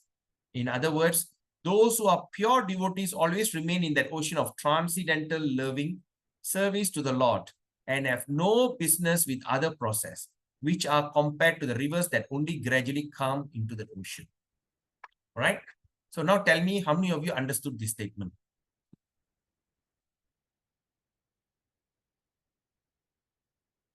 Or how many of you don't understand? Come on. If you all understand, I can move on. It was a bit too fast, Prabhu. Too fast? Nice. Yeah. I slowly went. That means what, Mataji? You don't understand. Yeah, it was like reading through the thing quickly. No, that means you don't understand lah. Yeah. Because I try to read as slow as I can. Okay, this is the most important factor in understanding the nectar of devotion. Can you all see the whiteboard? Can you all see the Yeah. whiteboard? My dear devotees? Right. Okay, now say, okay, now it's like this. Now, this is the ocean. All right? This is the ocean. Okay. In this ocean, there are so many rivers are flowing in. What should I do here? Can I use this one or this one?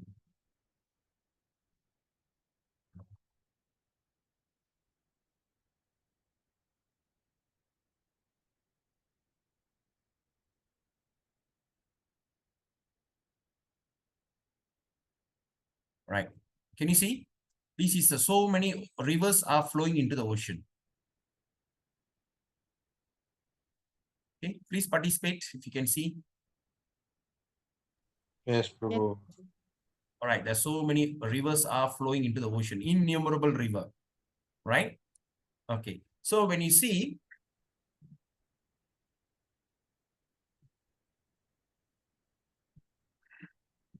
so these is all called rivers, right? All these are called as rivers.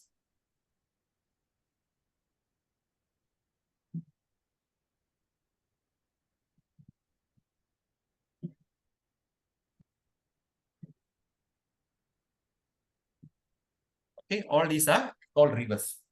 So when you look at this river, so what is that river? Who are flowing in? Who are flowing in? Who are actually flowing in? They are called impersonalist and also, okay, impersonalist. Okay, who is impersonalist? Do you know who is impersonalist? Mayavadis. And what is the goal of Mayavadi?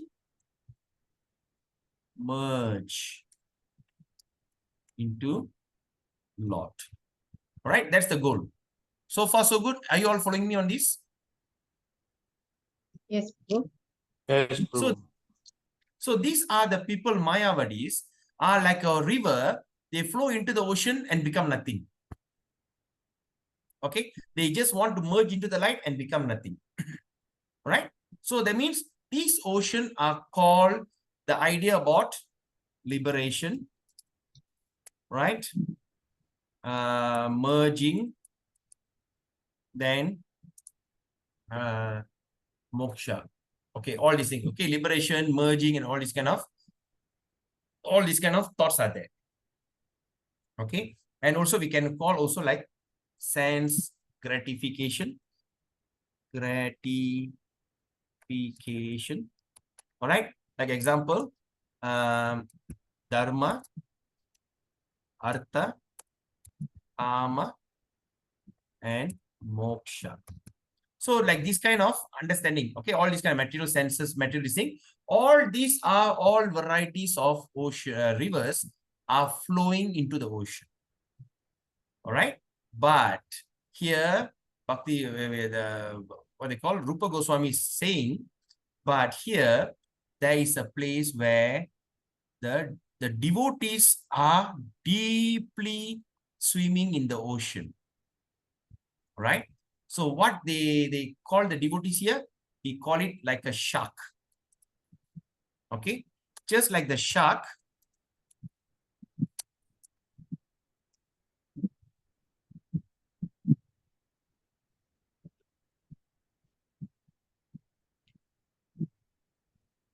Okay, just like the shark that swims into the deep ocean, that swims in the deep ocean.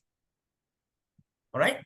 So whatever water body that flows in, okay, whatever water body that flows in, we talk about dharma, artha, kama, moksha, and all these kind of belief system that goes into the ocean and they lose their identity.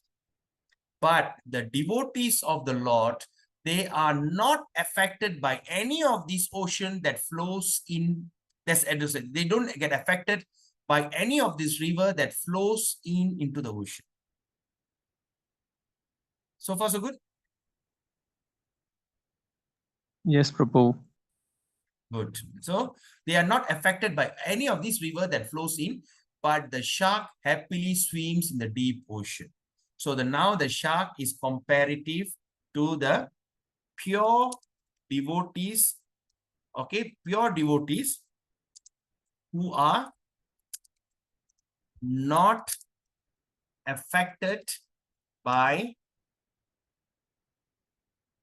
flows of the river into the ocean. You got it? Not affected by flows of river into the ocean or any kind of spiritually, religionists and all this. They are simply don't care. They merge into this ocean of nectar.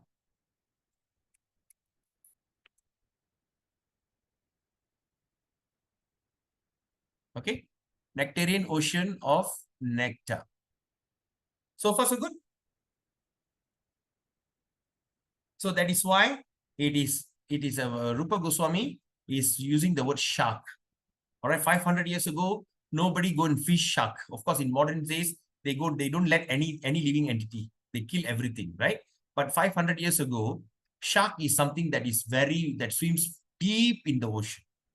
So when it swims deep in the ocean, so that means it's just like, doesn't matter any flow of river that flows in from all over the world, from Ganga to Nile, and even to this highly polluted river like Tamarabarani in Tamil Nadu, right? All this kind of nonsense river that flows into the ocean remains pure, and the devotees is just compared to the shark that swims deep in that ocean without getting affected by any of this flow of the river.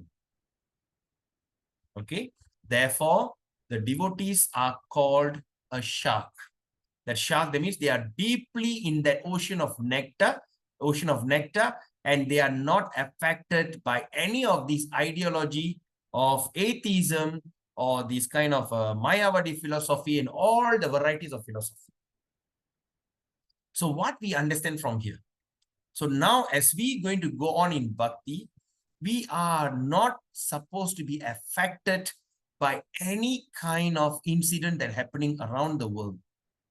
Like that Muslims breaking the temple, destroying the temple, the Christians are, what they call, they are, what they call, converting people, any of these kind of things. Even there's a war that Pakistan and India are going to fight any moment, or any kind of situation, any kind of understanding, any kind of what they call a belief system. You're going to see someone who are very rich, or whatever it is, you are just can't be bothered, because you are deeply in that nectarian ocean of bhakti. Now you understand this? Who don't understand?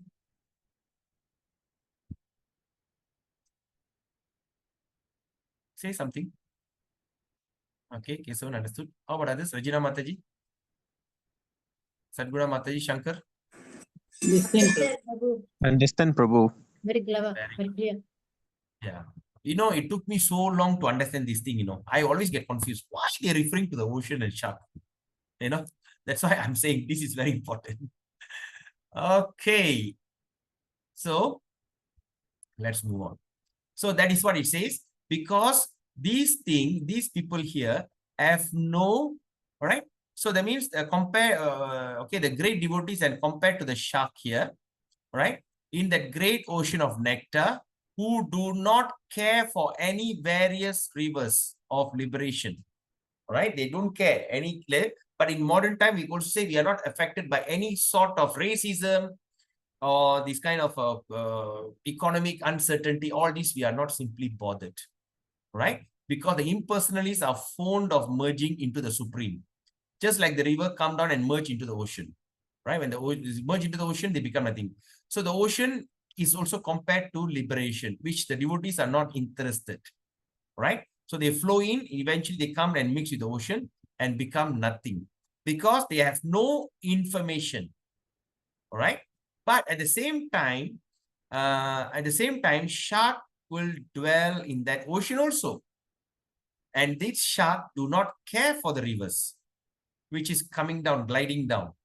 In other words, those who are pure devotees always remain in that ocean of transcendental loving service of the Lord and have no business with other processes. All right? Racism, breaking the temple, war, whatever things that happen that we hear that we can get agitated, we are not interested, because we have no business with that. Okay? That is how they are compared to the river that only gradually come to the ocean. Okay? So far, so good? Wow, it's 11. Krishna, so fast the time fly. Shall we just take another few minutes, another 5-15 minutes or something like that? Is that okay? okay, Prabhu. Sure. Okay, Prabhu. Cannot stop, huh? Okay. The next. Mimam Shaka Vadabhakne Katinam Api Kuntayanna Sau Jivam Spuratu Sanatana Suchiram Tava Bhakti Rasa Mritam Bodhihi Mimaksha Vidabekna Katinam Api Kuntayanna Sau Jivami Spuratau Sanatanau Suchiram Tava Bhakti Rasa Martam Bodhihi. So Rupa Goswami now prayed to his spiritual master, Sri Sanatan Goswami, for the protection of Bhakti Rasamrita Sindhu. He prays to his spiritual master for the protection of Bhakti Rasamrita Sindhu, which is called also as ocean of pure nectar of devotional service. From what? He wants the protection from argumentative logician. All right?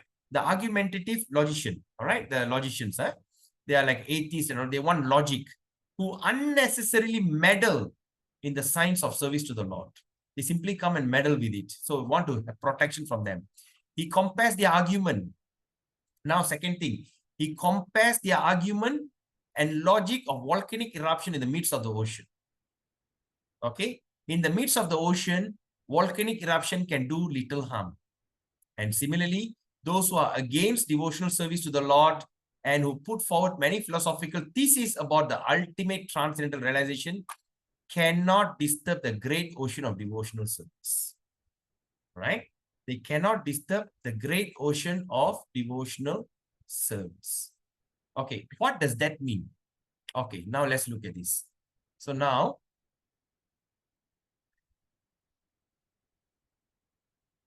okay, now there's a great ocean. I just simply draw here. Right. So there is a great ocean. Okay. And in the great ocean inside, there is a mountain. Okay, there is a mountain. Okay, there's a mountain. In this mountain, what happened? It is a, there is a volcano eruption, right? Volcano eruption happening in the mountain. Bush, bush, bush. All the volcano, all the fire is falling into the ocean. So when all this fire that fall into the ocean, what effect does it make to the ocean? Are you all following me? So there's a thing. So it's explosion, exploding, you know. And if what's happening is happening in the middle of the sea, middle of the ocean. So when in the middle of the ocean, when the volcano is erupted, right? So when the thing falls back into the ocean, what will happen? The entire ocean becomes, the fire will become subdued. When the fire takes and fall into the ocean, it loses its effect. Similarly, that is what it says, that just like how that atheistic people, the logician, or people who come and argue with you, all these kind of things, is just like the volcano eruption in the middle of the ocean. All right? Okay? That they put forward all this kind of nonsense, okay? They cannot disturb the great ocean of devotional service. So that means they cannot disturb the great ocean of devotional service. So far, so good? Okay? You all understand? Yes, Prabhu. Great. Okay. So now this is what it meant that. Okay. Now let's look at the next verse. Bhakti rasasya prastur akila jagan mangala prasangasya anye Ajnenapi mayasya kriyate suhirdam pramodaya. The author of Bhakti Rasamrita Sindhu, the author of Bhakti Rasamrita Sindhu, who is Srila Rupa Goswami, very humbly submits that he is just trying to spread Krishna consciousness all over the world. Although he humbly thinks himself unfit for this work, you know, he humbly thinks that he is unfit for this work.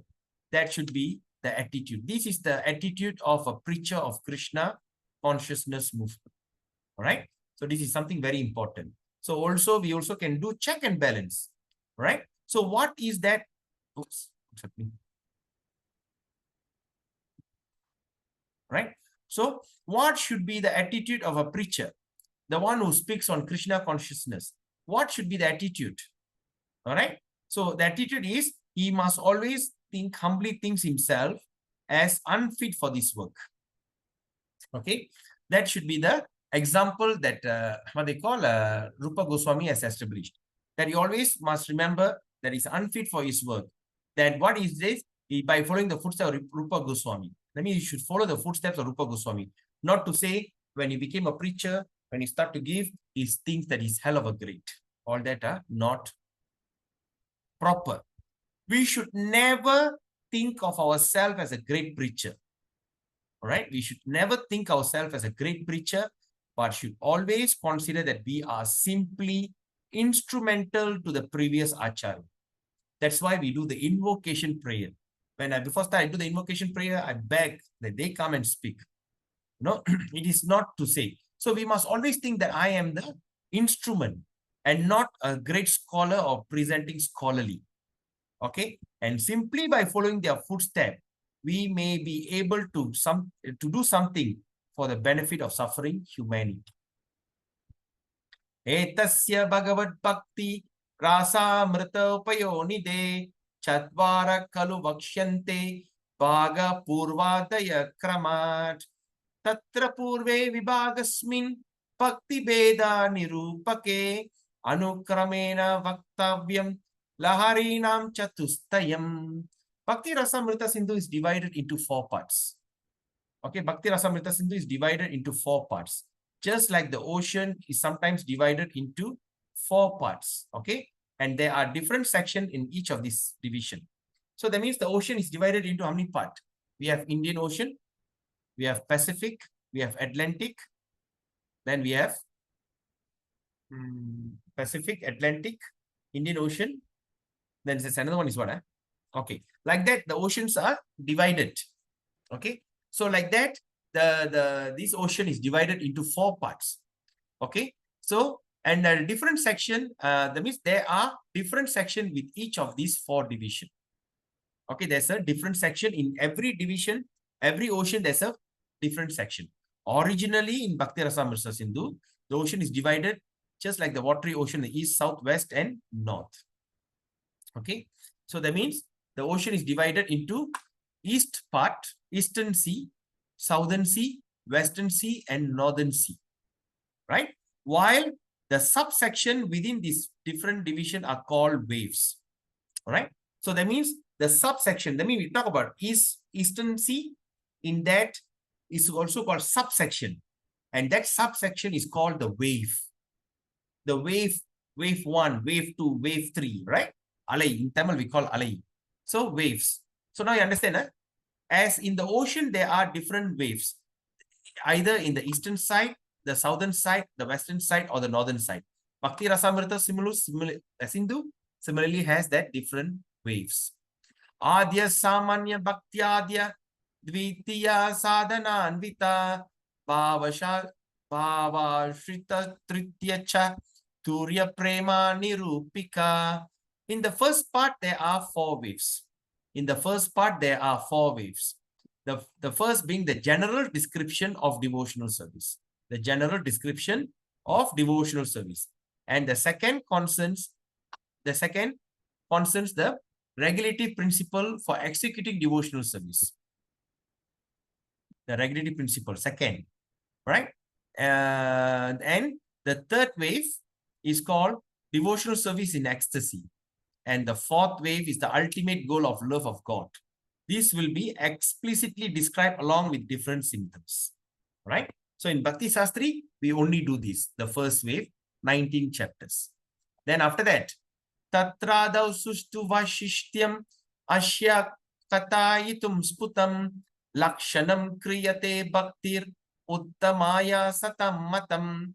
The authorized description of Bhakti or devotional service following the footsteps of previous Acharya can be summarized in the following statement by Rupa Goswami. That is, Anya Bilashita Shunyam Yani Karmadi Anavritam Anukulyena Krishnanu Shelanam Bhaktir Uttamam. The first class, this is the most important verse, and that is what is Bhakti is all about.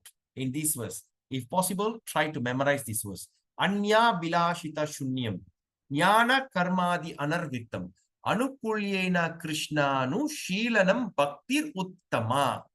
The first class devotional service known by one's tendency to be fully engaged in Krishna consciousness. And that is called the first class devotional service. Serving the Lord favorably. Okay. The purpose is that one may be also in Krishna consciousness unfavorably. Okay. There'll be also some people in Krishna consciousness unfavorably. They are not happy, these things. But that cannot be counted as pure devotional service. It's not as long I am in devotional service, I am chanting Hare Krishna, I'm coming to the temple. That doesn't mean that you are a pure devotee. The pure devotee is the fully engaged in Krishna consciousness favorably. Right? So that means those who are unconsciously, that means those maybe in Krishna unfavorably, and they are not, cannot be counted as devotional service. Therefore, pure devotional service should be free from desire from any material benefit. That's the first thing. Even though Krishna promises to give you everything, but that shouldn't be our life goal. You know, say like for instance, we get a scholarship to study. All right. In that scholarship plan, there is a place you will be given a hostel, and your food is given, provided, breakfast, lunch, dinner is provided. So all that other perks are given. So when we are getting that scholarship, the scholarship is to study and to be a scholar. That should be the goal. Not to think where I will stay and what I will get and what kind of food they will serve me. Will the bed will be nice, comfortable bed, or will the bed will have bugs? All that are not to be considered. because our goal is to go there and finish our education. Similarly, when Krishna promises to provide you everything that is required, so that is supplementary. But your ultimate goal is to achieve perfection in bhakti. So in that perfection, in that process of perfecting in bhakti, you are provided necessary things. Just like how when you get a scholarship, when you go into the university, you are provided with necessity stuff. So the necessity stuff is just a supplementary, right? So that should be free from desire for any material benefit, for sense gratification, as these desires are cultivated through fruitive activities and philosophical speculation. Why? Because the desire usually comes from fruitive activity, karma, then and philosophical speculation, that is jnana. So generally, people are engaged in different activities to get some material profit, while most worshippers are engaged in proposing the transcendent realization through volumes of word jugglery and speculation. So like this. So some people are engaging in this kind of activity for the betterment of their what they call, of their betterment of their economical situation. And other part of people, they simply love to play around with words, word jugglery. They juggle with words and speculation, and they end up writing volumes and volumes of books. Think and Grow Rich, Awaken the Giant Within You, all these kind of things, even like Mayavadi books, all these things they are simply writing so that is also a kind of sense gratification. All right, it's because they also want to get some kind of name and fame. So all this has to be rejected. So therefore, Prabhupada translating this, pure devotional service must always be free from such fruitive activity and philosophical speculation. So therefore, from now onwards, we are not going to waste our time to read newspaper, to read this kind of magazines, or to read this kind of motivational and inspirational books, because they are not simply going to take you anywhere, because they simply play with words, right? They simply play with words and satisfies your senses. That's it. Other than that, it is nothing. One has to learn Krishna consciousness or pure devotional service from the authorities of spontaneous loving service, right? You must learn that Krishna consciousness and devotion from the authorities by spontaneous loving service. This devotional service is sort of cultivation, all right? So that means this devotional service is not practice, it's cultivation, all right? Cultivating the thing. It is not simply inaction. It is not something that not be passive. You have to be actively involved. For people who like to be inactive or devotee, that their time is silent meditation, right? Some says, oh, I like to silently meditate, Mauna Vrata and all. It's not a matter for simple inaction. It has to be active. There are many different methods for people who wants this, but cultivation of Krishna consciousness is different. The particular word used by Srila Goswami in this connection is Anushilanam. Anushilanam. Anushilanam means what? Cultivating by following the predecessor teacher, Acharya. Please underline this statement in your book. Right? So in your book, I don't know in which page you have.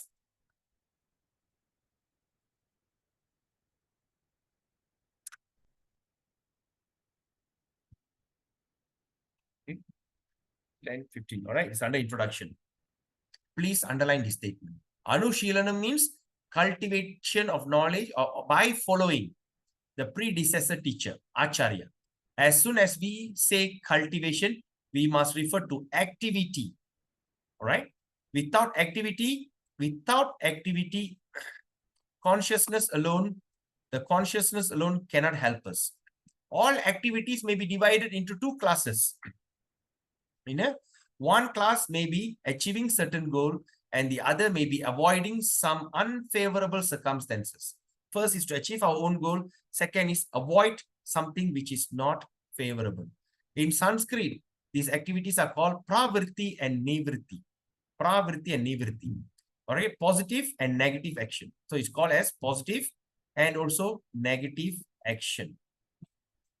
Okay. It's going to be such a long thing.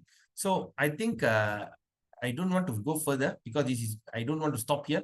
what is positive and negative action, so that we can continue on next week, Monday.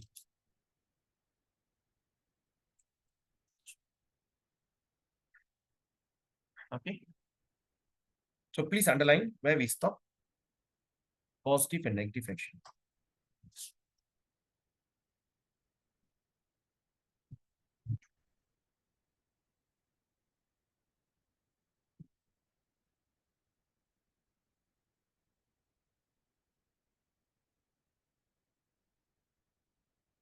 Okay. So, thank you, Mataji. So, while I'm giving this class, I was just contemplating. Suddenly, something struck me. Shall we just do Nectar of Devotion? Then we do Bhagavad Gita later? Or should we do simultaneously? What is your opinion?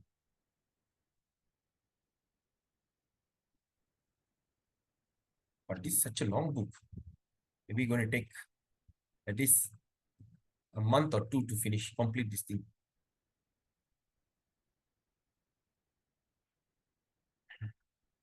Any opinion? Or we just remain like this, all right? So when there's no opinion means, that means we stick to the original plan. Is that okay? It's okay, Prabhu, to do Nectar of Devotion. Just continue Nectar of Devotion. Yeah.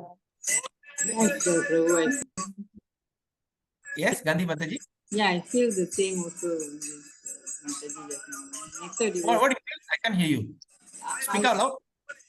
I feel Nectar Devotion better. We finish Nectar Devotion. Then go to Bhagavad Gita, is it? Yes, because Bhagavad Gita we have, for me personally, I've already done Gita Gyan. That's why. Hey, Gita Gyan is nothing, Mataji. Gita Gyan is only Gita Gyan. Okay. Yeah, looking forward to. If you do deep study of Bhagavad Gita, you'll faint. Yeah, I am actually looking forward to that also. But, Which now? So, because if we do Bhakti Rasamrita Sindhu, we're going to continue this book. Maybe it's going to take at least 1 month or so, or we do 2 together. So by the time we complete, most likely we may stand a chance of completing both books at the same time. Maybe going to take maybe extra, what, a month, maybe 2 months, 3 months. So when we complete these 2 books together, and later we can go into Srimad Bhagavatam. So Srimad Bhagavatam, just 100% Srimad Bhagavatam. So that was my idea, right? So anyway, I'll leave it to you. So how? Come on. Shall we just do 2 simultaneously? Prabhu, maybe you do a poll, Prabhu, and let's see how among the participants only, the ones who are following the class regularly. Yeah, I that's won't the be thing. able to join because I'm going to school already. Okay, but you're going to listen to the lecture also, right? Yeah, after school, I'll listen to the recording, Prabhu. Recording, yes. Uh, Okay, so now we put a hands up. You know, hands up means you go there. Hey, there's a message here. Oh, nice class. Okay. Hands up means just like this. Example, reaction. Okay, raise hand. This is what they call raise hand. Okay. Now, we do Nectar of Devotion only. Raise your hand.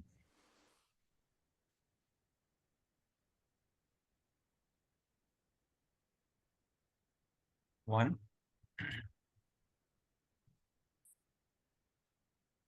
Okay. Okay. Now, only one person raised his hand for Nectar of Devotion. We do both together. Hey, Vivan. Yes, both together. Sadguru Mataji, okay. Gandhi Mataji, okay. All right. So, when we look at this poll, is 3 to 1. All right. Okay. Never mind. So as we just follow our standard, we do 2 together. And tomorrow is Wednesday. Tomorrow we're going to do Bhagavad Gita. We're going to start Bhagavad Gita because as I said earlier, Wednesday is supposed to be a break, but Thursday I'm having a checkup. It's at 8 o'clock. I'm not sure about how long it will finish. But if it finishes early, all right, if I can finish up early, will that be okay? We do a class. If not, we just do it on Friday. All right. Starting next week, we do Monday till this thing. And next week is a public holiday. Since it's a public holiday, Vesak Day, if it's possible, maybe we can have a long duration of Nectar of Devotion. Maybe we can start the class at 8 o'clock in the morning, because since it's a public holiday, we can start at 8 o'clock, then we can go on maybe until 11. I can go on talking, but you all must be able to take it. All right. So it's all, this is also kind of last in speaking and talking about Krishna. All right. So any questions? That's all. All right. So please accept my humble obeisances. All glories to Srila Prabhupada. Thank you very much for coming and joining this class. I am feeling very excited. I've been studying, but today I feel the studies is becoming more and more intensified. All right. So we meet again tomorrow, Wednesday at 9 o'clock. We're going to start Bhagavad Gita as it is. We're going to start the discussion from Bhagavad Gita. And till then, if you have any question, just read through the thing. Of course, there's a summary is given there also. There's another thing, waves of devotion. If you have any question, you can write down the question. You can ask tomorrow if you have any query. All right. Till then, have a beautiful day. Pancha kalpatarubhyascha kripasindubhyevacha paditanam pavinibhyo vaishnavebhyo namo namah. Srila Prabhupada ki jai. Guru Varga ki jai. All glories to assembled devotee. Hare Krishna. Go Ranga. Gauranga, Hare Krishna. Thank you very much, Prabhu. Fantastic.